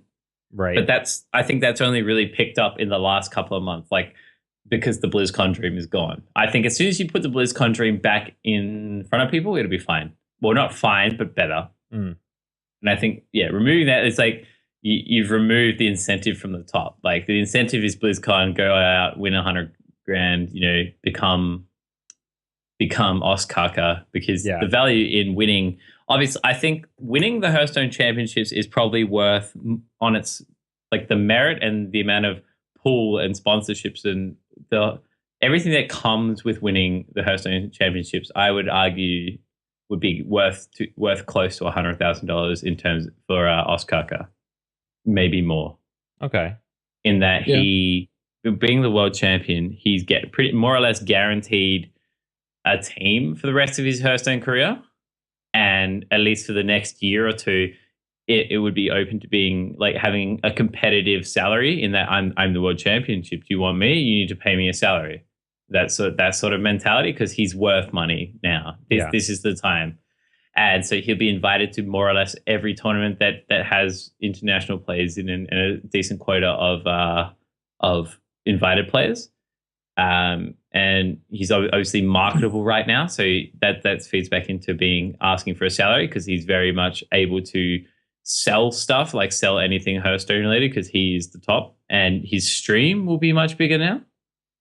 So that's worth in like X amount of dollars, because even if he never does a good thing in Hearthstone again, he can just stream under the pretense of being the season 2 world champion, and that'll draw people in and probably give him support, and that'll give him the Twitch dollars basically. So I think it's worth easily another $100,000 to him. So and that's if I was ever going to win, obviously being the best player, quote unquote, the best player in the world, the best player in the world is a great title, but I'd be more in it for the side factor of what I get afterwards. That's probably why I would never win the Hearthstone World Championships, because I don't, at least at the moment, don't have that drive to just do it just to do it. Like that's something that Ty spoke a lot about. Is the money's nice and all, but it's he'd just be doing it even if there was no money, because he just wants to win that badly, and I don't think I have that sort of separation between my time versus how much I want to win and how much I want to get paid money and shit like that. It's a lot of dedication. Yeah, exactly. And I think I wonder if $100,000 is enough for that sort of stage. Do you think the game's big enough yet? I guess that would be my question. 30 million players. How many more do you want? That's pretty big. Yeah, I'd say it's big enough. I mean, I think what are League of Legends players or Counter-Strike Go players making? A lot of money. I think Dota players, League of Legends players make dick all money. Do they? Like They Yeah. are some of the poorest people. So it's about Dota then. Yeah, Dota is great because of the sponsor opportunities. Like that's where they make the money is in sponsors. That's where League of Legends players get fucked over because they're more or less Riot employees. Mm. And so you make the same. The big League of Legends players make the same, if not more, money streaming afterwards because they have much more control over their own destiny, and they're able to get their sponsors and shit. So League of Legends is very much like it depends on which team you play for. So if you're say like Faker who plays for SKT, you probably make a dick ton of money because you're on the biggest team in the biggest region, and you're the best of the best of the best. So you should be paid the best of the best of the best salary. But people like Imp or Pawn, who were on Korean teams, won last year, then went to China this year, are also making a shit ton of money because they would be worth a shit ton of money to the Chinese people. Then you look at some of the people in NA and like I guess lower tier people who play, like for example, Santorin, who used to play for TSM. I think he would be making okay money, but like I think it's the sort of kind of thing where if he was just doing something else, he'd be making, like if he was working a regular job, he'd be making the same amount of money, if not more. But that's just like my opinion based on what I have seen. So I don't know how true that is, but League of Legends players definitely have less opportunities to make money than say your Counter-Strike and Dota guys. So they have potential to make much more money. Like Dota, I think, is the richest esport. Huh. Yeah, I agree with that. And Hearthstone is pretty good, like 100K. But I think I don't know what the first place team at the international this year took home, but it was a lot of money per player. And Okay. I think, but Hearthstone, obviously, that what comes with the game being casual is there's very limited, I guess, opportunity. There's very little incentive for sponsors to get involved in terms of like peripherals, because that's where the selling point is for all these other games, is selling and marketing peripherals. Whereas Hearthstone, it doesn't really matter if you have like a Razor Death Adder or like a Steel Series Senpai or like the Windows auto include. It just doesn't matter. It just doesn't fucking matter. Yeah. It's not a response driven game. I mean, I think the easiest thing to I think one of the things that you could market as Hearthstone players would be things like supplements and energy drinks and things like that. Things that can make you, like, if you were doing stuff for had onit.com, who do a lot of supplements and human optimization based stuff, you could get them as a sponsor. Be like, buy Onit, buy Alpha Brain, it'll make you better at Hearthstone or something like that. Okay. Even that's hard to market, it feels like, for Hearthstone. Yeah. Exactly. I mean, and Hearthstone isn't marketable to other companies. Well, not isn't marketable, but it's definitely isn't as easily. Yeah, I feel like the only one that's had success has been NVIDIA, with their tablets and stuff. Yeah, and that's because they're able to play to the strength of Hearthstone in that Hearthstone is a tablet game. Right. And that's where it sort of comes through, is play Hearthstone on our NVIDIA tablets. I don't know, dude. You want to go. If you're not playing with like a Logitech G700, you cook. You're not doing it right. You're not doing it right. And that was one of the things about Jeremy that I found like ridiculous, that he doesn't have a computer. It's just like, I'm actually shocked. What? He's a console peasant. What the heck? I think that's another thing that could do really well for Hearthstone is get a console version going, because I played Hearthstone with a Xbox controller on my computer. It is possible, yeah. And it's really doable. It doesn't really impact it. I wonder if they're going to be working on it. I hope they do. Well, they put Overwatch cross console. There's no reason to do Hearthstone. It's already on phones. It might as well be everywhere. Phones. And putting it on consoles, it would be everywhere. Oculus Rift. Actually, Oculus Rift. I did that actually. It's pretty cool. You played Oculus Rift Hearthstone? Yeah. I bought a dev kit like, I don't know, a year ago, and then I sold it 3, 4, or 5 months ago. When they announced the consumer version, which is supposed to come out sometime soon. Supply and demand. It's like, it took me like 4 months to get it when I ordered it, so I was able to sell it for more than I bought it. So I'm like, oh yeah, absolutely. Anything physical of mine is for sale. Sure. If the price is right. But I did have it for a couple months, and there was an app that let you go into like this 3D environment but you could put as many computer monitors in front of you as you wanted. So you could have Hearthstone at full screen, and I'd be like sitting in space or on like I don't know, out in a field or something. I don't know. It was a little dizzying after about a game. You're like, all right, I'm done.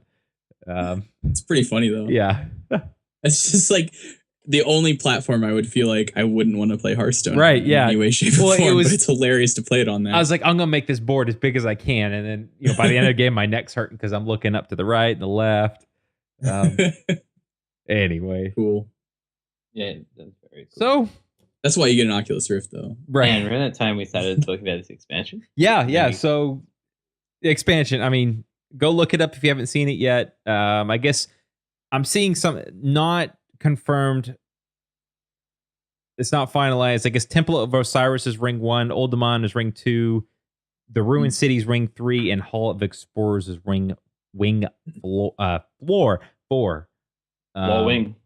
Floor Wings are in this expansion. Obviously tomorrow, by the time this podcast comes out, everything the first wing will be available. But so that's all there. Let's talk about some cards. And yeah, let's just go down the list and talk about what we think of them. Are they going to make an impact in the game? Are we going to add them to an existing deck? Or is it just fodder for Piloted Shredder to drop out? So first one, we're going to go Druid cards first. Jungle Moonkin is a 4/4 for 4 beast. Both players have spell damage +2. I don't see why you'd play this over Piloted Shredder. Yeah. I don't think it's a beast. Is that even relevant? No. No, it's sort of like it's kind of feeding the potential for Beast Druid, but I don't think it's good enough. I don't either. I could see that, like, not yet. 4/4. I guess the spell damage, it would be nice if you could play that and then like swipe, but what you're talking like turn 8.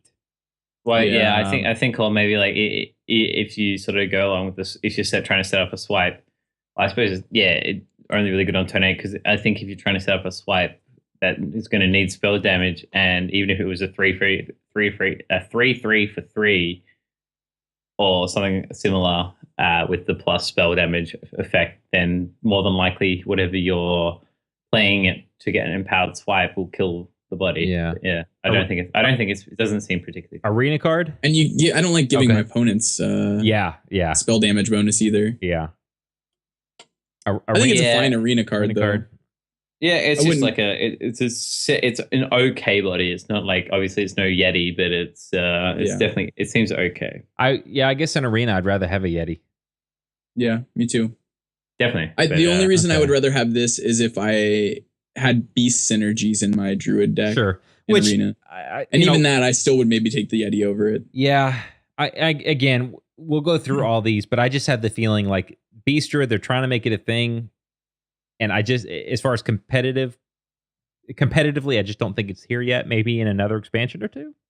Yeah, maybe. But, just need a few more cards. I think this that next card though. Yeah. So Mounted Raptor 3/2 for 3. It's a beast. Death Rattle, summon a random 1-cost minion. I don't like this card. I think of what's that card called? It's the mech, the 3-drop Harvest Golem. Yeah. I think of Harvest Golem when I think of this card. Yeah. I mean, Harvest Golem guarantees a 2/1. This guarantees maybe an 0/2. Like you could get some bad things out of this. I think the card's serviceable. I don't think it'll see play outside of Arena, but in Arena, it's very good. Let's look at that. Arena is very good. I think like the high end for a 1-drop is Zombie Chow, isn't it? The 2/3 buddy, and that's like the tier 1. I guess the only the 3/2, the one that deals damage to the imp. So the only ones that Flame Imp, the only ones I could think of are maybe an Argent Squire, Clockwork Gnome. I guess you could get a spare part. Leopard Gnome's not bad. Sure. The injured was it Valdir? Yeah, Cavaldir. Is that how you say that? Cavaldir? That would pop out as a 2/4, not damaged. Oh. Because that's a battle cry. So I guess that might be the best card to get. That might be, yeah. Wow, I never even thought about that card. But yeah, that definitely would probably be the best card. Secret Keeper, but you're not playing secrets in Druid. I mean, maybe Dragon Egg is good. Maybe, yeah. But a lot of times you're getting things like Grimscale Oracle, like a 1/1 Murloc. Yeah. You're getting like, I don't know, an Undertaker, and you don't have any other Death Rattle cards or something. Yeah. You know, it's just There's a Cogmaster and you're not in mech. You know, like there's all kinds of things that could be bad for it. Yeah, I don't. I guess getting a spider is not bad. A web spinner. Yeah. Oh yeah, sure. There's a couple. I don't think it's better than Shade, which is the Druid. Yeah, that good point. Yeah. Good point. That I was just trying. Fuck me. I was like, it's a There's Druid. some good cards, but I think you're right. This suffers the. Why would you play this when you can play something else? Yeah. Maybe when Beast Druid's a thing. Maybe this card would be a lot better. Or if we ever like rotate out Shade of Noxramas and Harvest Golem or something, and can't play them in a constructed or in ladder anymore or something. If something like that happens, sure, maybe this is a good supplement. Now, but yeah, Arena. I think this card's great. Oh yeah, yeah. As Brendan said, it's just like creating something out of nothing in Arena is fantastic. Yeah. Yeah. All right. Next one, Raven Idol, 1 cost. Oh, this one's spicy. 1 cost spell. Choose one, discover a minion or discover a spell. So I'll go ahead and explain this real quick. Discover is the new, I guess, a new mechanic in the game. When you play something with discover, 3 cards pop up and you get to choose one of the 3. So it's kind of like tracking. So that's how that works. I kind of like, I like discover, and I like this card. I like the price of it.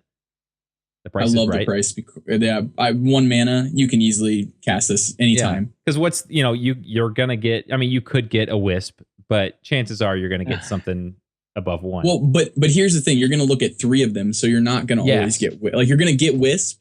I don't know. You might get Pilot Shredder wisps. with wisp. I guess you could. You could probably. Yeah, you technically could get 3 wisps. I don't know if it actually works that way. Can you get multiples of the same? I don't know. I don't see why not. My assumption would be. Yeah, I don't yes, see why but not. I haven't seen. There's no I haven't rules on seen. it. Did you play the? So you didn't play the first wing at BlizzCon? I did not. No. Why did we even send you? I don't do lines, man. Yeah, why did you go in the first place? Jeez. What the fuck? Yeah, no, I think this card, while it seems cool, I think I suppose it sort of can feed into a similar idea of like tracking or something like that. But I think this effect would be almost better on some kind of almost better. It would be better on a minion. Yeah. Okay. Yes. Yes, it would. I think if you put this effect on Mounted Raptor or something like that and make it like aggressive Raven Idol or something like that, you get 3 mana for 3/2. Obviously, I think maybe it becomes too strong. I think that makes a really good card. Yeah. If it was a 3 mana 3/2, Death Rattle, Death choose Rattle, one, discover a minion. Yeah. I hear you. Maybe make it 4 mana 3/2 or something like that to make it a little bit. Yeah, but I think it doesn't. I don't know if it's. I don't think it's good enough by itself in the current iteration of Druid. Yeah. Maybe I think people. I'd be definitely keen to play around with it in the deck, but I don't know. What do you take out? I think, because the Druid, the mid-range Druid is very sort of set at the moment. And obviously this could shake it up, and this sort of can feed into, I guess, a Druid lack of the pre-law turn, like card renewal almost, but it's sort of like 1 card for 1 card at this point. Yeah. I think it's a cool card though. Yeah, it's a very cool card. I like tutor effects. Like this is a tutor effect. It's going to tutor up something and find something for you. Yeah. Kind of like tracking does. It looks for something that like the piece you need at the time. So it's kind of good from a game design perspective too, because it creates more interactive games where people are finding pieces that fit with what they need to try and win the game that they're expecting to play given the certain hero that they're seeing. So I think that's really cool, and I hope that this card sees play because of that.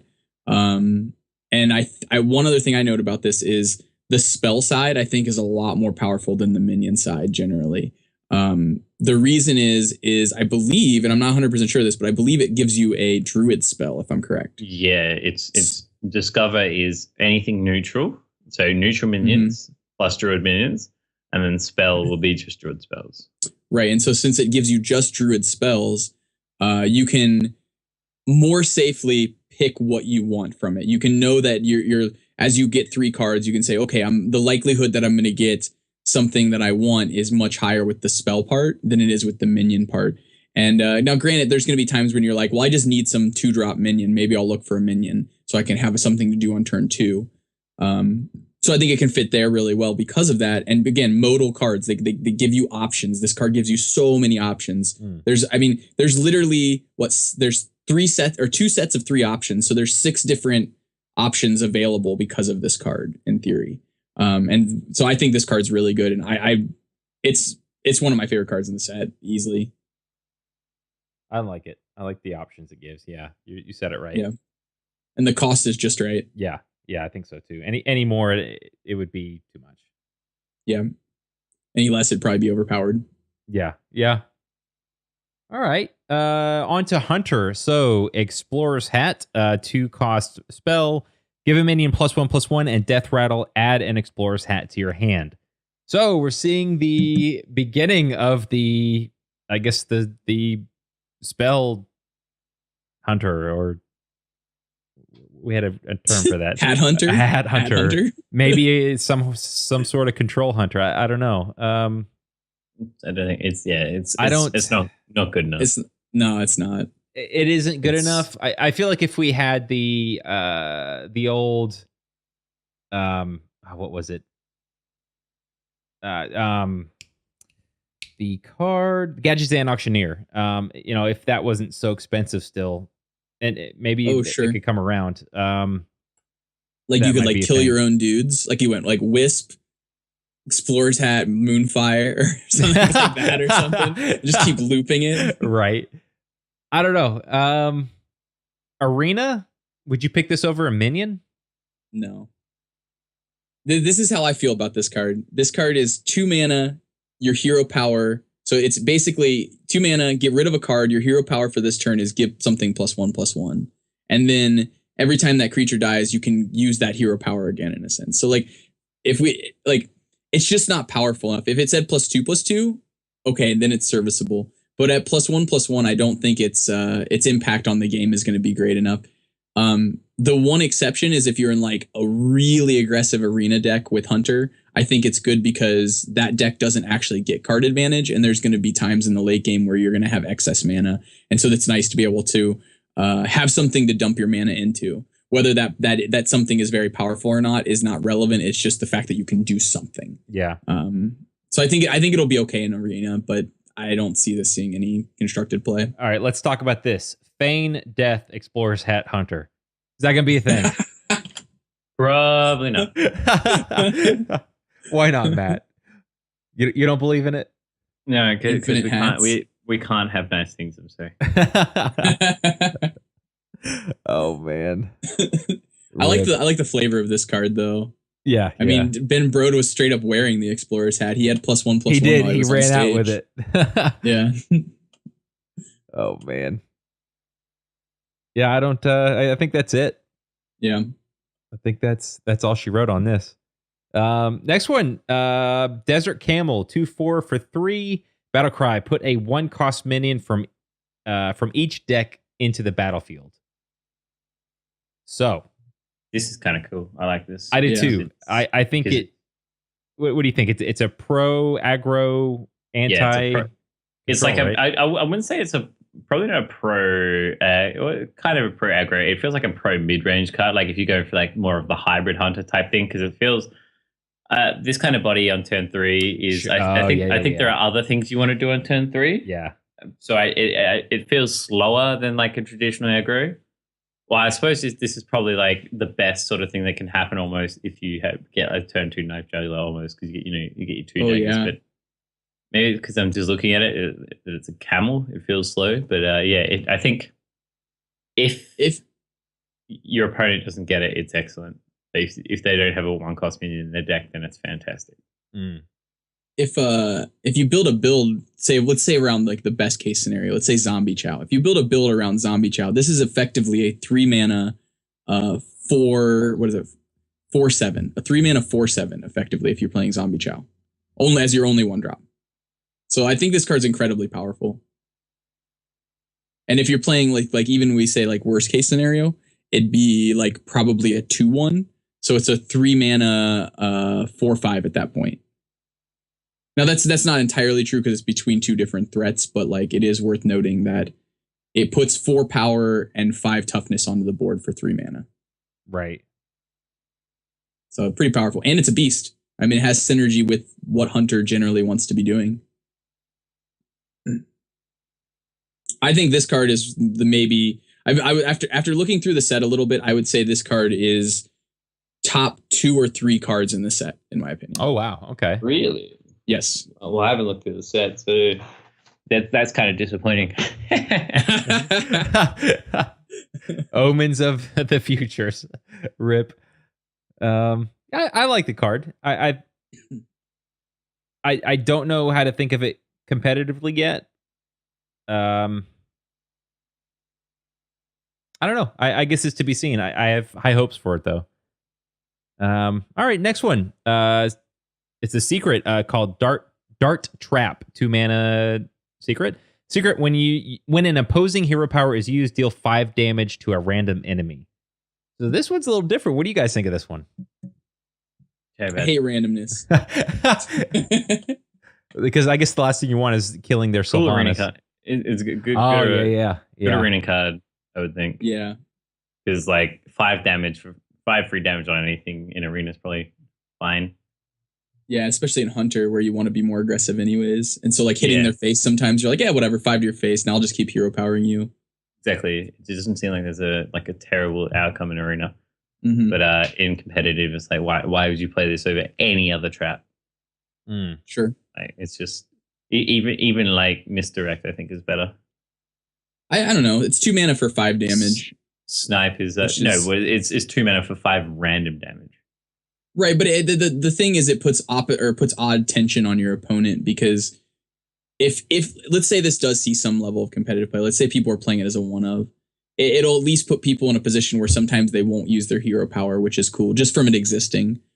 So I think like even if it doesn't see much play, it's gonna at least put people in a position where they might make less optimal choices because they don't want to get blown out by 5 damage to either their 5 drop, they're like 5 power, like let's say they're Emperor Tharacyn or their face, and so there's going to be times where I think the Dart Trap has just from existing is going to cause people to act a little less optimally. I think I kind of, but I don't think it's like particularly. I think it's pretty easy to play around in that. I don't think 5 damage is usually. Well, more or less, it's going to kill most things if it hits a minion. Like I think for what it is, I think the damage is in a good place. I think 5 damage is a good number in that, it's going to kill most things, and so that's kind of cool, and that's where it could possibly see play. But I think when you're like trying to figure out which trap it is, it's sort of like you just go face, and if it doesn't proc, then it's either snake trap or fucking dart trap now, I guess. That's true, I guess. Yeah, it's true because you'll know exactly what it is at that point. I can't imagine. I see what you mean by playing less optimally, but I don't think it's good enough often enough to replace the other traps. Yeah, freezing trap's just too powerful to be replaced by this, or even bear trap. I mean, sure. It's just like, I do like that. Hunter's traps all trigger based on different things, though. Like, yeah. I mean, it doesn't tell you exactly what it is by attacking face first, because it could be like, okay, now it could be a snake trap, or it could be a dart trap, or it could be, and so it's kind of nice that I like that there's more secrets in the game. It makes the secrets more powerful and it gives you an ability to interact during your opponent's turn to some extent. It's not like truly interacting, but it does make things an unknown factor show into the game, which is good. Okay. All right. Well, we'll go on to Mage. Right. Animated armor 4/4. Your hero can only take 1 damage at a time. What do you think? Freeze Mage card? Nah. Not so much? There's no reason. I don't think there's a good reason to put this into freeze mage in that it'll absorb something, I guess. In that it's gonna gain you 4 life most of the time. Yeah. In freeze mage, but there are better cards to do that. Like for example, Ice Barrier, it will gain you 8 life more like nearly all the time. It's an interesting card. It's an interesting concept, but I don't think it's not that much better than other things. I don't think It would have been better as an O10 than a 4/4. But even then, like, yeah, you just almost rather play your Ice Bear. It feels exactly like that Druid card that we were talking about. It's just it's a 4/4 for 4. It's not a 4/5. I'd rather have a Yeti. yeah, it's not like while preventing hero damage is good. I don't think it's like having this body on board is going to be that relevant because obviously it's it feels like it's an anti-aggro card. Yeah, but it's only 4 health. Like that's I know what you mean. Like it's like that's what it wants to be, but I feel like if you're playing Hunter or Zulok, you're just like, okay, I'm just gonna kill it real quick then. Well, that's the idea. Is it supposed to be a temporary So sponge? it's like if you give it more health, then it's OP as fuck. So I guess it should have taunt written on it somewhere. Maybe like if they redistributed the stats, so it was like if it was like a 2/5 or something, maybe it'd be better. But I think even that would probably be arguably OP. Yeah, because you with the 2/5 body, you're absorbing more than two bodies all of the time. Like you're going to absorb two 2/1s and like something else, or a 3/2 and a 2/1 or something like that. This way they can run 2/1s into it, and it sort of seems fair. Any more like if you buff this, then somehow that's when it starts to get like into the realm of being ridiculous, because it's just like a grinding halt for aggro in the earlier turns. In that turn 4, I think that's sort of the intention behind this, is to put something in the way of the aggro deck. I think I just think this card's going to be doomed to be a arena card that doesn't get played much. It just doesn't do much. And this is where I think it's going to do something. It's going to come down every once in a while, and people are going to be like, oh, I got this 4-mana 4/4. And then the Rexar hero power is going to go off, and it's only going to do 1 damage. You're going to effectively gain 1 life there. Yeah, sure. And then people are going to eventually kill off the 4/4. I just don't think it's just its base power and toughness is not good enough for its ability to like carry it and make it better. That's too bad. Yeah. Rip. All right.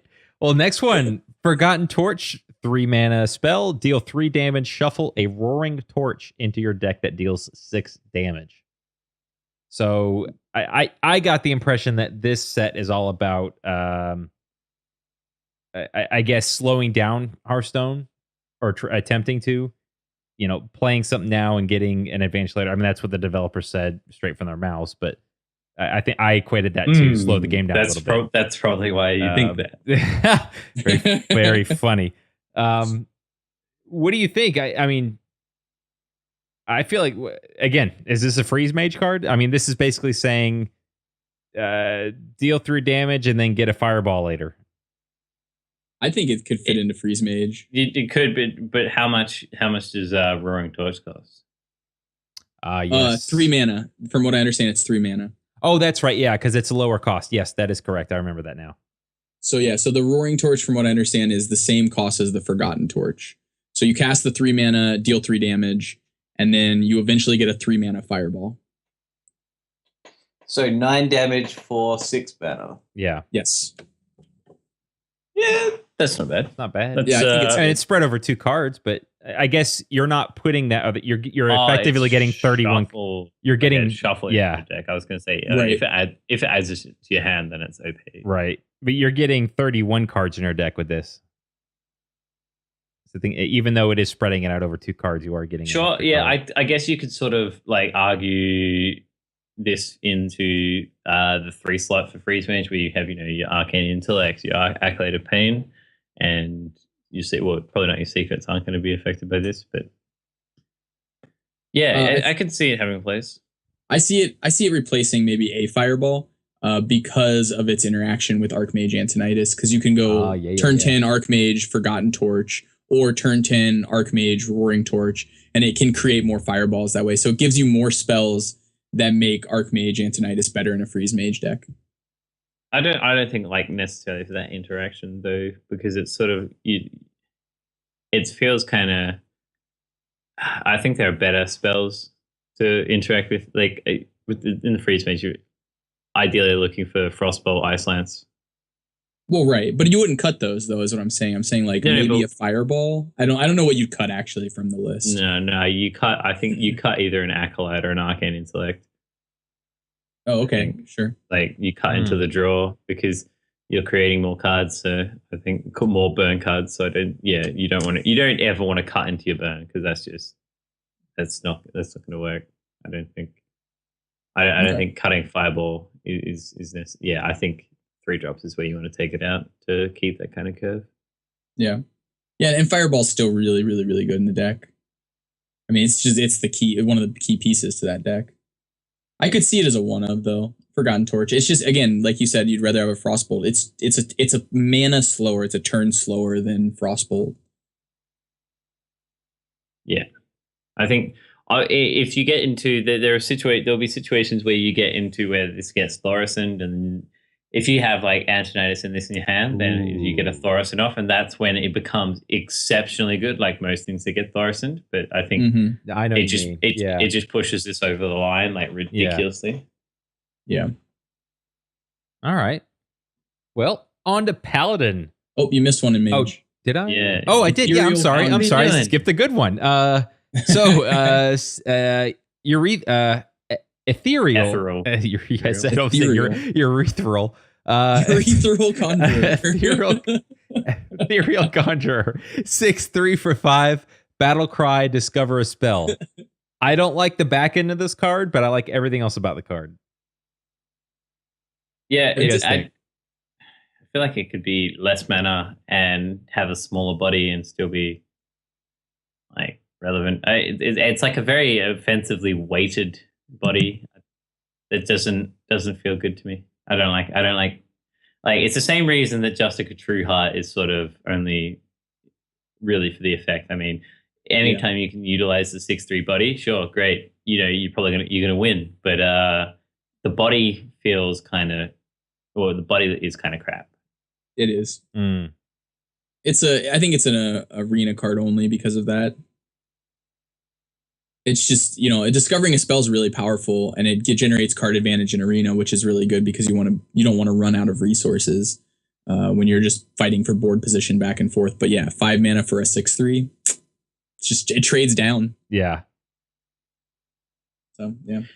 Yeah, exactly. It trades down. So that's the urethral Conjurer. On to Paladin. This one, I know this is going to be Matt's favorite card. Any fin can happen. 10 mana Paladin spell, summon 7 Murlocs that died this game. What do you think, Matt? If you get... So with the summon 7 Murlocs, will it work? Will it summon if only one? It has to be 7 that died. You have to have killed 7 Murlocs to get 7 Murlocs, right? Yes. Is that okay? Is that confirmed? I don't know. I'm not confirmed on that. I'm not 100% sure, but that's what I've read a little bit about it, and that's what I believe. So if I get a Bluegill Warrior that dies, do I get 7 Bluegill Warriors? Like that's. I think in that situation, this card would be okay, kind of, because then you could get 7 Murloc Knights. I think needing to kill 7 Murlocs in a game will make this unplayable. But if you can play it and get 7 of say Murloc Knight, then it's fantastic. Or like 7 old Murkeyes. Ooh. Well, yeah, exactly. If this interacts, if this will summon the same Murloc 7 times, then it's fine. It's a good card. Yeah. But if it has to be 7 Murlocs, then I think it's borderline unplayable. I've been reading some people say about like comboing with the card specifically. Like I don't remember what it was, but like your whole entire game plan is based around winning with this card. Like that's your combo card basically, kind of like your OTK card, like because you're trying to kill off all these things, and then when you They're all cast it, back. you get them all back and you do like 32, 34 damage or something like that. I don't remember what the combo was. Is it like Murk-Eye, 2 Bluegills, 2 Grim Scales, Oh, wow. and Is like wall eaters and shit. Yeah. Is Right. Murk-Eye's effect persistent or is it a battle cry? oh, I don't know if it's a bird battle Like cry. the buff to his attack. Oh, like no, when he pops out of oh man, I feel like when he pops out of Murloc Knight, he gets charged. He gets charged and his effect is persistent. Okay. Yes, it is. Yeah, Okay. so it's that's kind of good. Yeah, I'm keen for this. Like, I think if it works in the way I spoke about just then about summon the same Murloc 7 times, then it's OP as fuck. Yeah. So it's more than likely going to work like just up to 7. So I would be keen to play.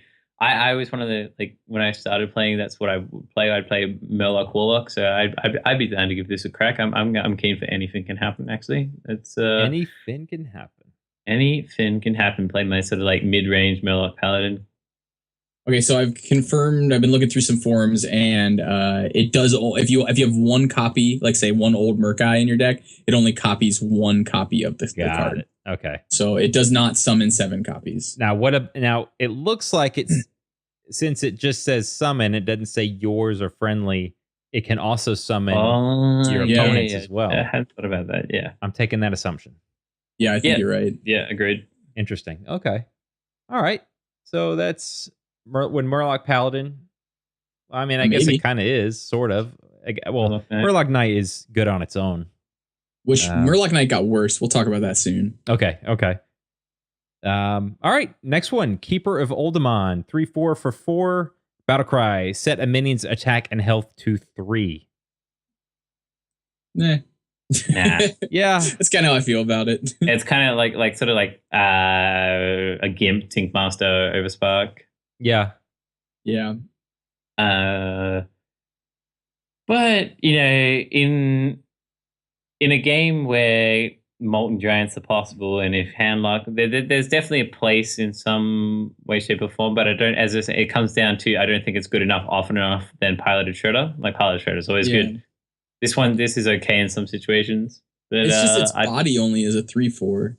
and like wait, Murloc Knight's full mana, isn't he? Yes. Yeah. I can't imagine playing this over Murloc Knight. Yeah, I agree. But And it's I would just rather have a mechanical Yeti again. Like it's just, a 4/5 for 4 as compared to a 3/4 for 4. The ability is not. I don't feel like the ability is relevant enough. So- it's just base power and toughness. It's not like bad, but I don't think there's enough handlocks. There's not enough beefy minions out there at the moment that are just like ridiculous. Like there's Boom and some like Antonators and shit like that. But I don't. As long as handlock isn't like T1, I don't think this will see play. The only way I that agree. I saw this making sense is buffing your own minions. Yeah, Oh, okay, that'd be- sure. that's kind of cool. But I like that. I think you're right. Like It's hitting kind your of like silver hands. right. That's all that I saw though. That's pretty neat. I I don't- didn't even think about it that way. But yeah, sure. I can see that being Here's the plan. Keeper old. So Wisp, Keeper Oldemon. Got it. so much value. Broken meta. Can't handle it. I could see it being all right in arena because you can pump your own things. Then Yeah. I still don't think it's amazing, but it's fine in arena. All right. Well, that's that card. Next one. Sacred Trial, 1 mana secret. Secret. When your opponent has at least 3 minions and plays another, destroy it. So what do you think? Anti-aggro card, is that worth 1 mana? I guess it. I don't know. Does this fit into the Secret Paladin When your deck at all? opponent has at least 3 minions and plays another, destroy it. It's just It's I don't know. kind of so the interesting thing with what happens with obviously we've got to talk this out, but if your opponent plays Dr. Boom with another minion on the field, which of the 3 die? Like would one of the bots die, or what happen there? Or would it be unaffected because they're not playing it? Right. So Dr. Boom spawns first, and then the boom bots come out. So I'm assuming if you have something on the board, it would destroy a boom bot. I think it's the Boombot that dies. Because I play Vanish in Milrogue. The idea with Vanish there is that Dr. Boom. No, because Dr. Boom goes back to hand first. So yeah, the Dr. Boom would be the one that gets hit. Because the Boombots would go back to their hand second and third. I'm basing this off from the fact that if you have 10 cards in your hand, or 9 cards in your hand, and then you vanish, the Dr. Boom goes back to hand, but the Boombots blow up. So I would assume what happens, that means, because it's in Milrogue, it's based on ordering of when something enters the battlefield and when they return to your hand, if your hand's too full. So I would assume that the Dr. Boom gets hit then. Okay. But if you don't have 3 creature minions already, does it kill the Boombot? Like, say they have 1 minion. Is that what you're saying? Like 1 minion Dr. Boom and then Boombot comes out after? Right. So the Boom would die. Oh, okay. The Boombot would die, or one of the Boombots, right? The one on the right, I'm assuming. I don't know if it, like, because they're not playing it. Like, then you're not playing a Boombot. They're summoned. You're playing Dr. Boom. Oh, yeah, right. So that's what I'm saying. It's like, have at least 3 minions and plays another. Wow. You're right. So I don't think it would trigger it then. Yeah. I guess like Unleash the Hounds, you're not playing another, you're summoning. Right. Huh. I don't know. Yeah. The wording's terrible. or this is how it's supposed to be. You know what I mean? Like, it's... I've sort of learned that Blizzard... I mean, I can't think of any cards that are just really kind of... They don't make sense. You know what I mean? Like, I guess once you understand Ben Brode's logic, or Jan Wu's, or whoever writes the wording here. I don't know. I don't think the card's good. I think it sees minimal play in Arena and almost no play in Constructed. Wow. Okay. Yeah. I mean, unless if we end up in like a world with anything can happen, and there's like tons of dudes that are spat on the board, right? Or this upcoming Warlock card, which we'll talk about in a little bit, called Reliquary Seeker. If we come into some weird world with like Gormok the Impalers and Reliquary Seekers, and anything can happen, yeah, sure, maybe it's a good tech card for those that really go wide meta. But it's just, as of right now, I don't see that meta existing, and I don't see the card doing anything. And it's really easy to play around too. Yeah, no, that's true. Yeah. All right. Well, onward to Priest. Let's see. Excavated Evil, 5 mana spell. Deal 3 damage to all minions. Shuffle this card into your opponent's deck. So anti-aggro card, right? Yeah. Yep. I mean, that's really all there is to that. I mean, this is the kind of card that if you're an aggro deck, you don't want this in your hand. I think this is a card that Priest has very badly wanted. Yeah, because they haven't had a board wipe that does more than 2 damage, or Light Bomb, which kills their own threats. Right, guaranteed. Well, not guaranteed, but almost certainly will kill most of their own threats. This helps sure up some issues that Priest has had in the past. But I don't think giving it to your opponent is necessarily like too bad. No, Priest, I mean, Priest at least. It's not bad, but it's not like, oh, this is filling up a deck slot, unless they're playing like Milrogue or something. But sure, even then, I guess it wouldn't be so bad playing it. But yeah, I feel like if you're playing an aggro deck, you're not going to be playing this card. But if I'm actively clearing your board and you're playing an aggro deck, then there's never a bad time to play this. So yeah, it's not. Yeah, that makes sense. Yeah, it's a good clear though. Let's just end with that, I think. Yeah. All right. Next one, Intube, 6 mana spell. Choose an enemy minion, shuffle it into your deck. I think this is pretty good. Maybe you probably wouldn't run 2 of them, but it's sort of like the same sort of line as Siphon Soul in that, but slightly better, I would think. I don't know. I see this more like Recycle, where it's just like instead of shuffling in the creature, you're shuffling in the card instead. I like, kind of like how Recycle does. I like that it is removal. It's not choose an enemy minion and put a copy of it in your deck. Yeah. Yeah, true. It just takes it off the field, I think. Yeah. I guess that definitely makes it better than Recycle. So I like it. I know what to compare it to.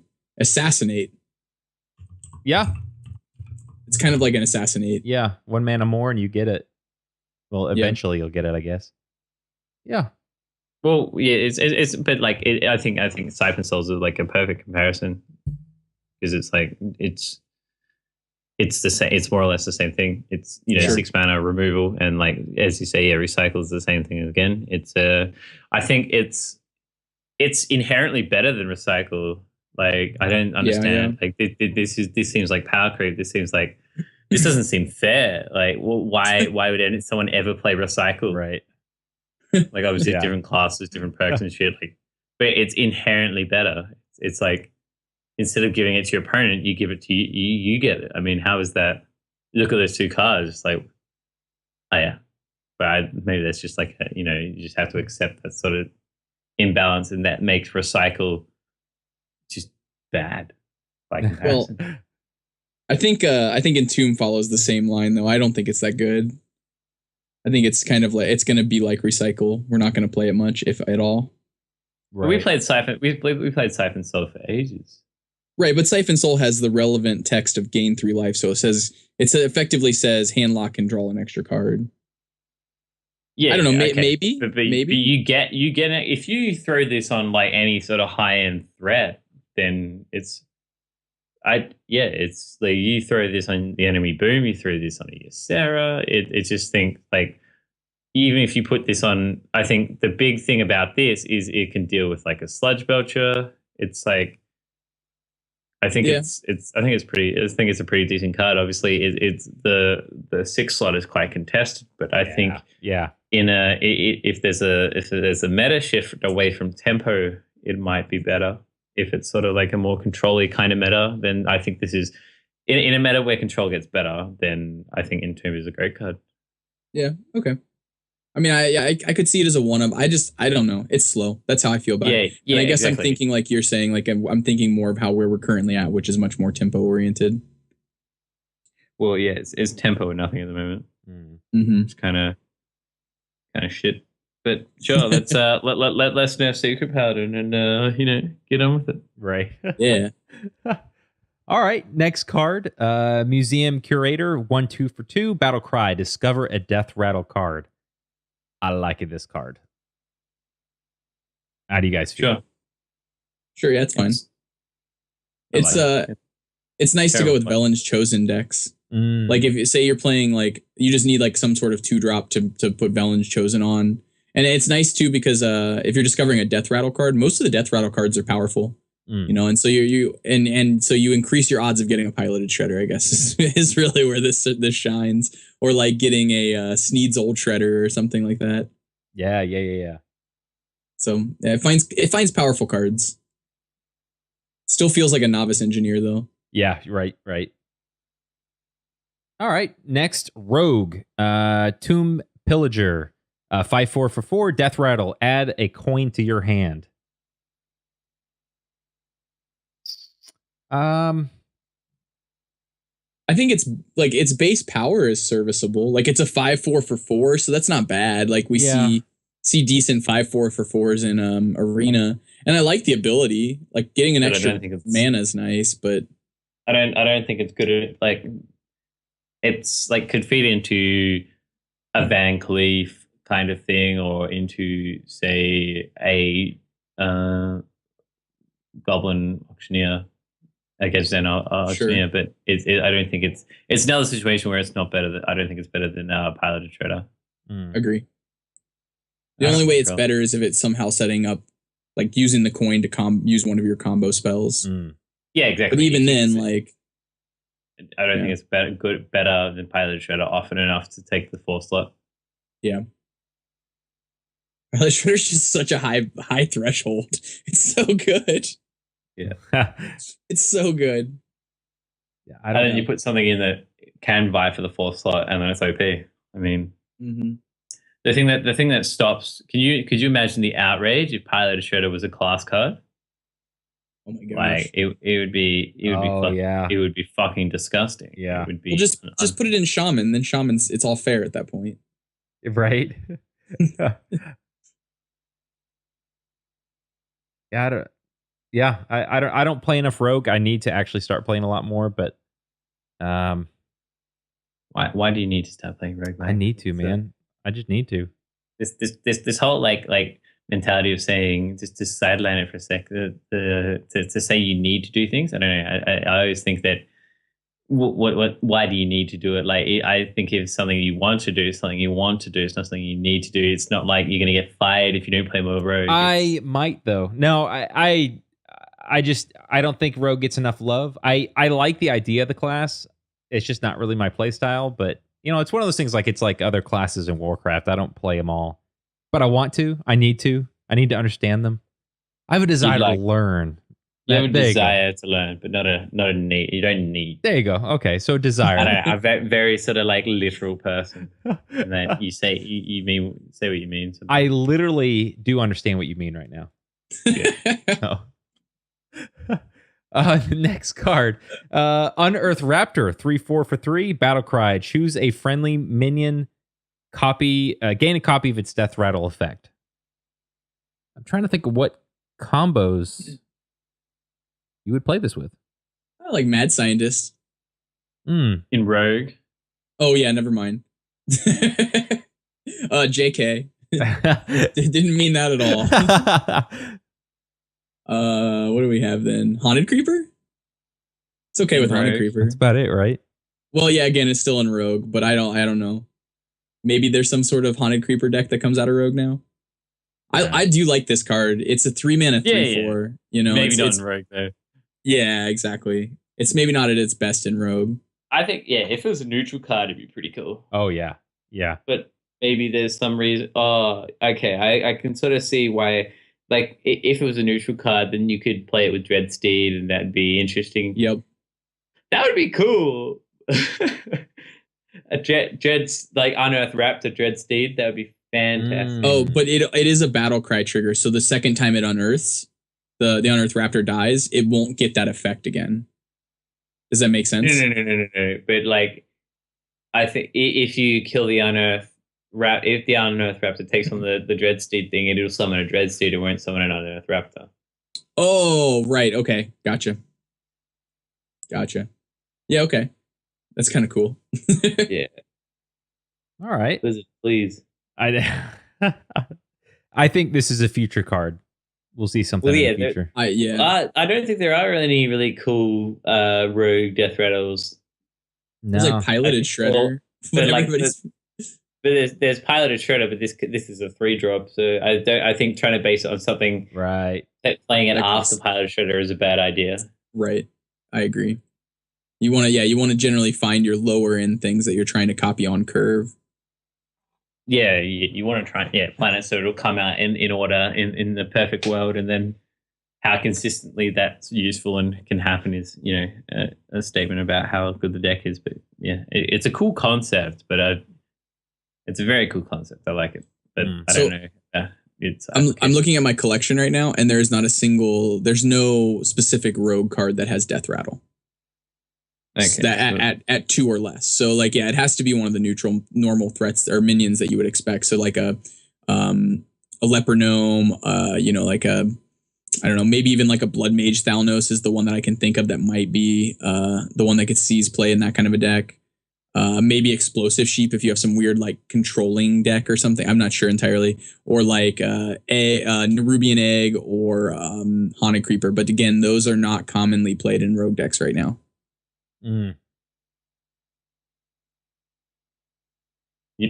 That's it. Yeah. All right. On the next one, Pit Snake, 2/1 for 1, a beast. Destroy any minion damaged by this minion. Favorite card in the set. Now, I want you to tell me why, because I saw this and I'm like, what's this all about? What am I missing here? What am I missing here? Yeah. It always trades up except in against Druid and against Mage. Druid, Mage, Rogue. Oh, against Rogue as well. Yeah. So 3 of them. So 3 of the 6 classes it doesn't necessarily trade up in, but it's still a very serviceable 1-drop. So like an aggro Rogue deck, I think. It'd be pretty good in aggro Rogue. I can see that. Right.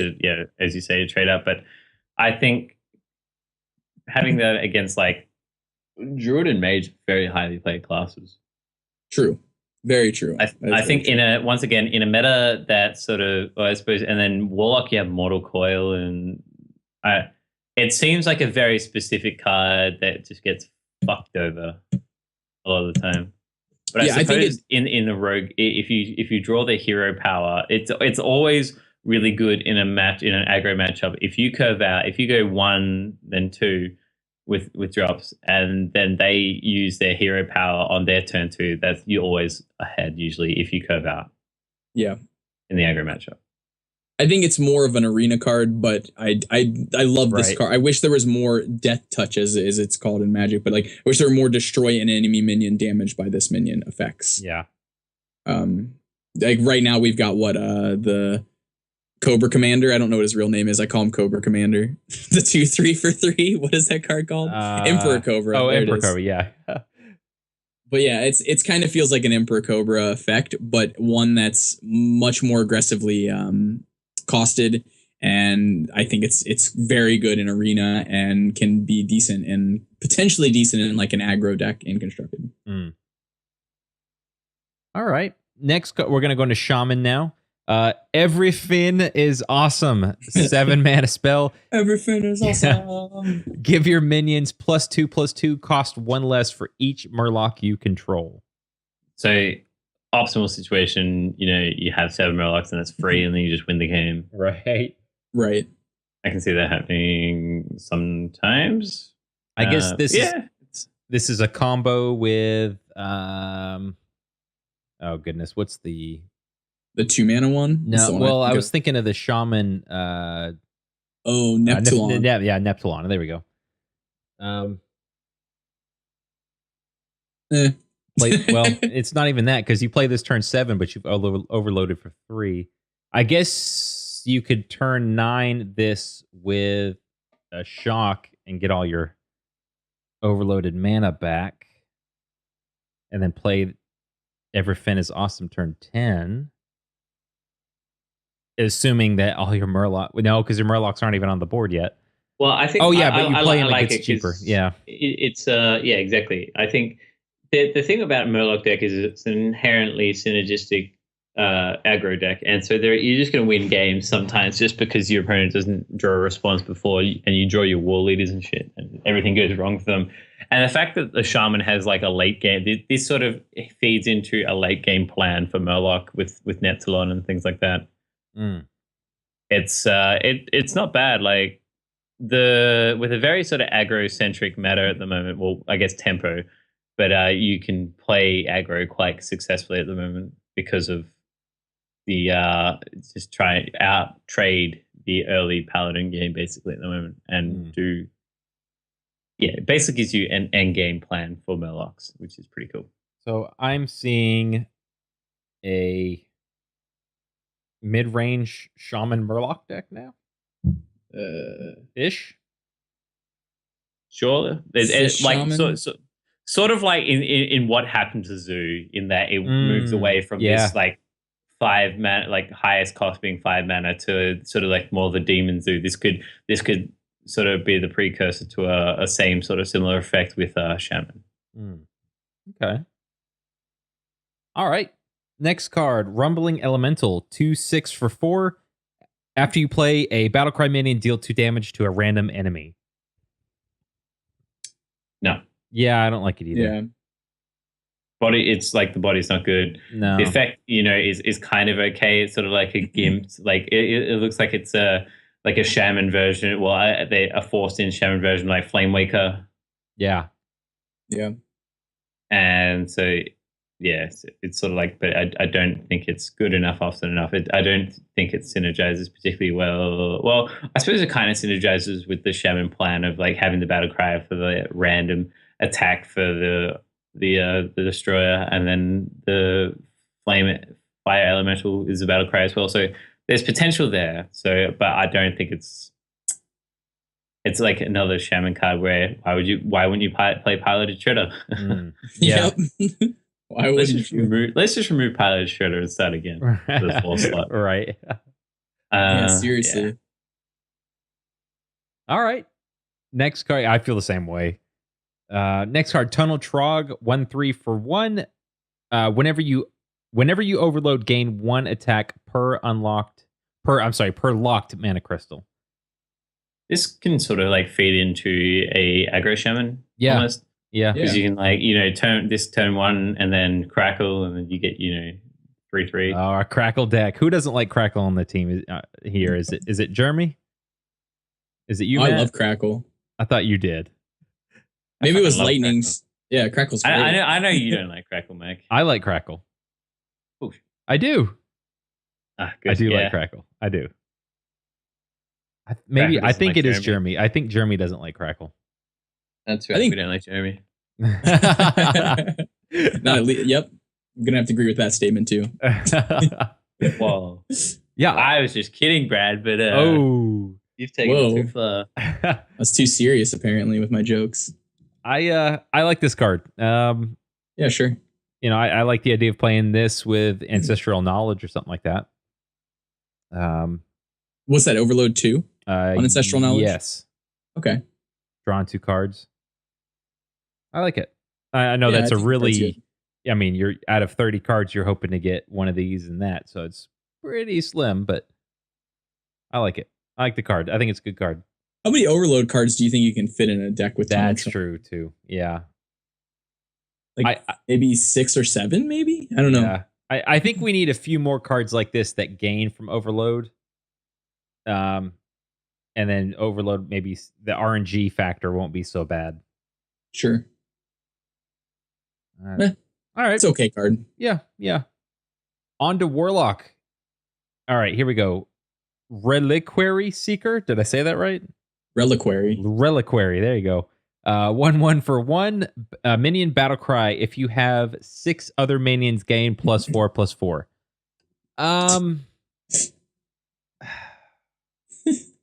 I don't like this card. Yeah. I want to build with it because I want to build. There's another card that just came out not too far.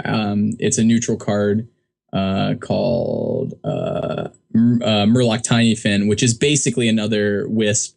But I like the idea of playing the Tiny Fins and the Wisp. So you have like 4 Wisp and Reliquary Seeker, which is kind of fun, Right. but I don't think it's good. Yeah, I don't. No, I don't like this card Yeah. at all. I think of it like Baron Riven Dare.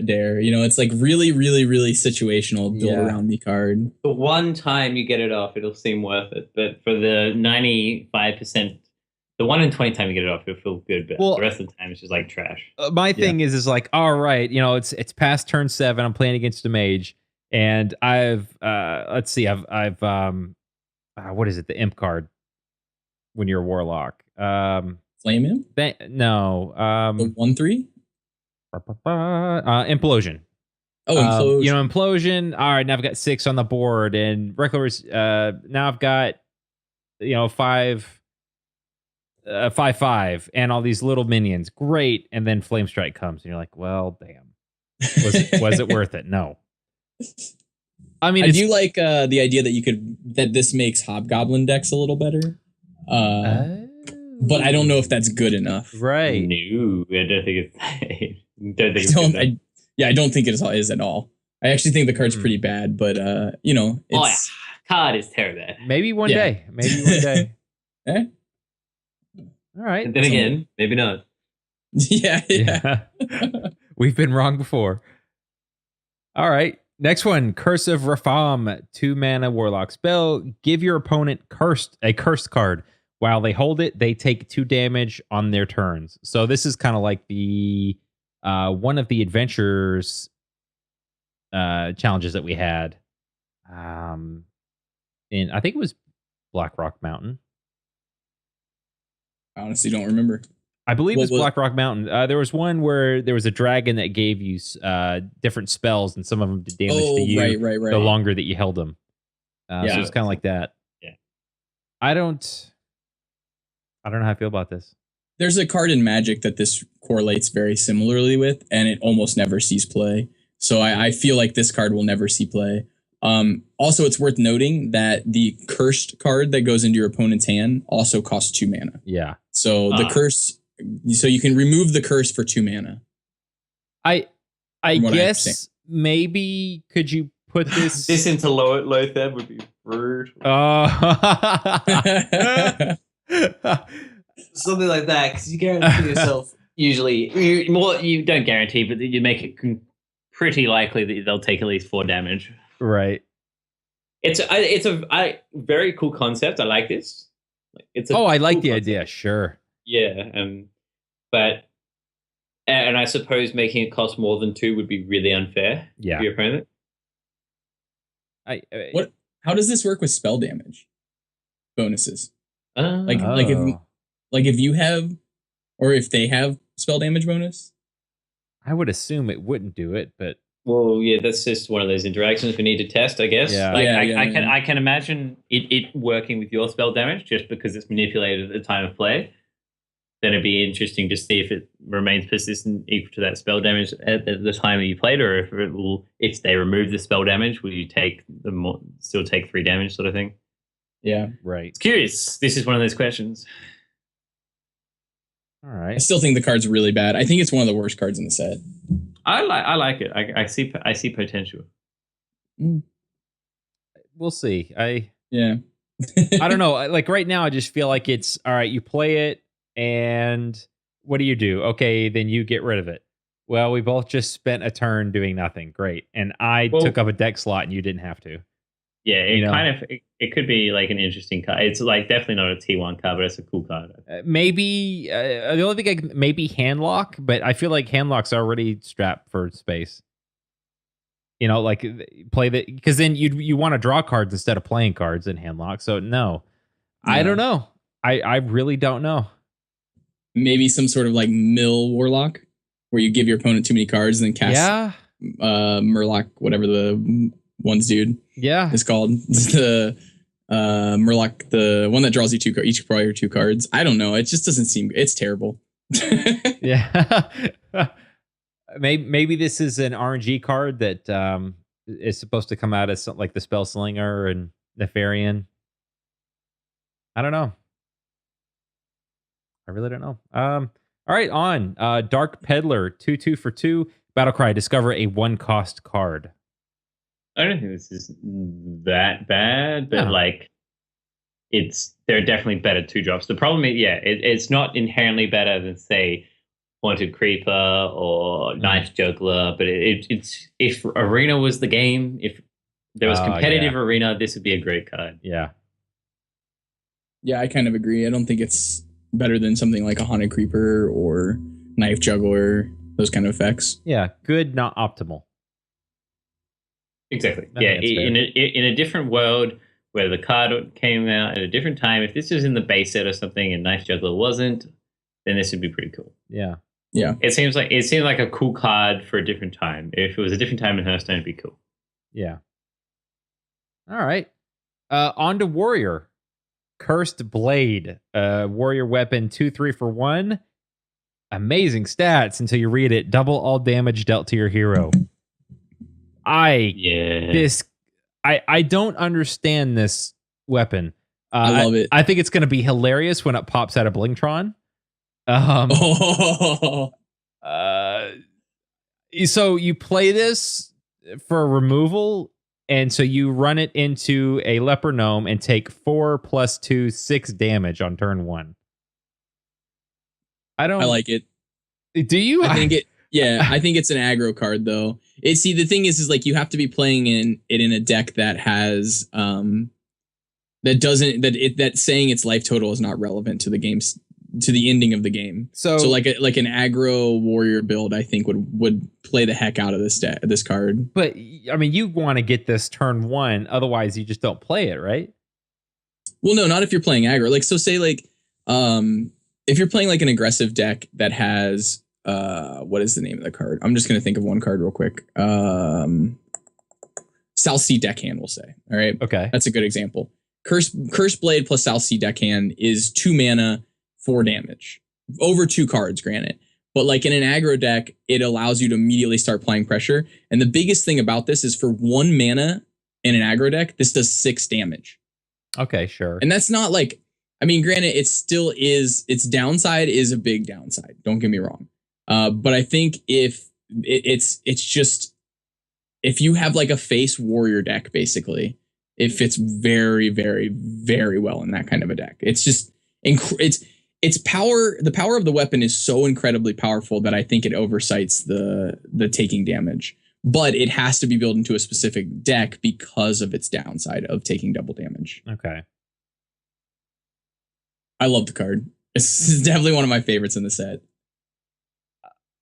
I don't like it. I hate it.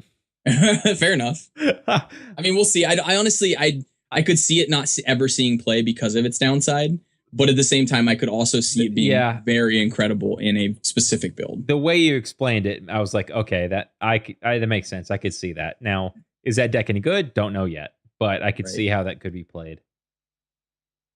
I still don't like it, but I don't know. I'm excited to see it though. I don't think Blizzard would just put this in the game just out of a whim. I'm sure it was play tested the crap out of it, but yeah, I like very aggressively costed cards too. Not because I like to play aggro decks necessarily. In fact, I prefer control decks for the most part. But I just like cards that their burden on your mana, on your resource use for the turn is low. Yeah. So I think that's one of the reasons I see it so highly. But it's, again, the double damage. It is for real if you're taking double damage on everything. Right. So. All right. Yep. Okay. And nothing else. We'll go on to the next one. Obsidian Destroyer, 7/7 for 7. At the end of your turn, summon a 1/1 Scarab with Taunt. I think this would be better at a lower mana cost point. Yeah. So if it was like a with obviously a smaller body, like a 4/4 for 4. I think a 4 mana 4/4 with this effect would be really good. Yeah. I just, what do your opponent plays Dr. Boom and then you play this and it's like, thanks. You just activated my trap card. I don't. Fuck, this would be so good if it was like 4 mana or something. Yeah, maybe in a Rage Warrior, but even then, like you're saying, it's very high costed. I can't imagine this isn't better than Dr. Boom. No, definitely not. This does make Varian a lot better of a card. Does it? Oh yeah. Okay, sure. Because you can get more things off the Varian. Right. Is what you're saying? You pull this out, and then at the end of the turn, it draws a 1/1. But I don't think playing it just because you get a better thing off Varian is a good idea. That's true. I agree. That's not a reason. I don't know, dude. That's how I play Hearthstone. All in. This is why all in Varian. That's why I'm haven't hit Legend yet. I don't know what the point of this card is yet, other than maybe it's an arena card in my opinion. Is it? Okay. Because when I think of Hogger sees has in the past seen slight play in Constructed. Yeah. It was but Hogger in arena is very, very powerful. Yeah. Because it just feels like it's a common Hogger for Warrior to help make Warrior a little better in arena. That's what I think of it. Okay. All right. On to the next one. It's a beast. 3/4 for 3. And it has taunt. Fierce monkey. That monkey. That monkey.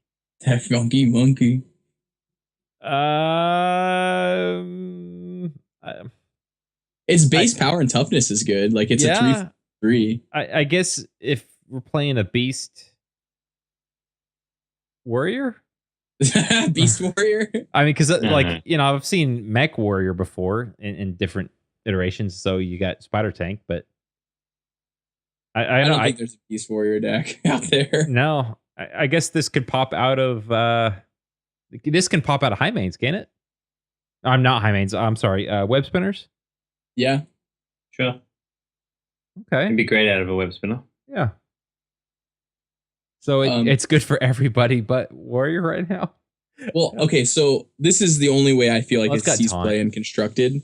It has taunt, and so there's potentially a taunt Warrior deck out there that runs Kel'Thuzad to try and get extra value. So Kel'Thuzad being its top end finishers. Yeah. And then it also gets bolster effects, or whatever that card's called. Bolster, I believe it's what's called. Bolster effects. It is called bolster, right? I believe it says all of your taunt minions get +2/+2. So if you built a just straight up taunt warrior deck, I think it would fit very well in that deck. Now, whether that deck is actually competitively playable or not is kind of the verdict's still up on that. I was talking with a bunch of people pre-TGT about a taunt warrior build, and there were multiple people that felt like it was very strong but was still missing like a couple pieces, and this feels like that might have shored up the deck a little bit because it didn't really have a 3-drop taunter before to help make things better for it. And so I think that while I don't think it's going to be the top tier control list of a warrior class, but I think that there is the viability to start building a taunt control warrior deck now. I still don't know that it's the best by any means. So I think it will see some play just because it has taunt. So yeah, strong ability. All right, so that was all the class cards. We're going to come back next week and talk about all the neutral cards. There's a bunch of cards in there. A lot of cool new cards. I know what Brad, you want to talk about Reno Jackson. Oh, yeah. I want to talk about Summoning Stone. Yeah, just at anything. Just a lot of cool stuff to talk about, but we're pushing the limits. We've taken it to the limit. And we're going to do it again next week, though. So we'll be back. Don't forget, you can follow us on Twitter and YouTube. Just search Death Rattle Crew or write into us, mail@deathrattlecrew.com. So I am Tac2, joined by Bradford Lee and Mushu, and we will see you next week. Later. That was a quiet Australia. Australia. There we go. Australia.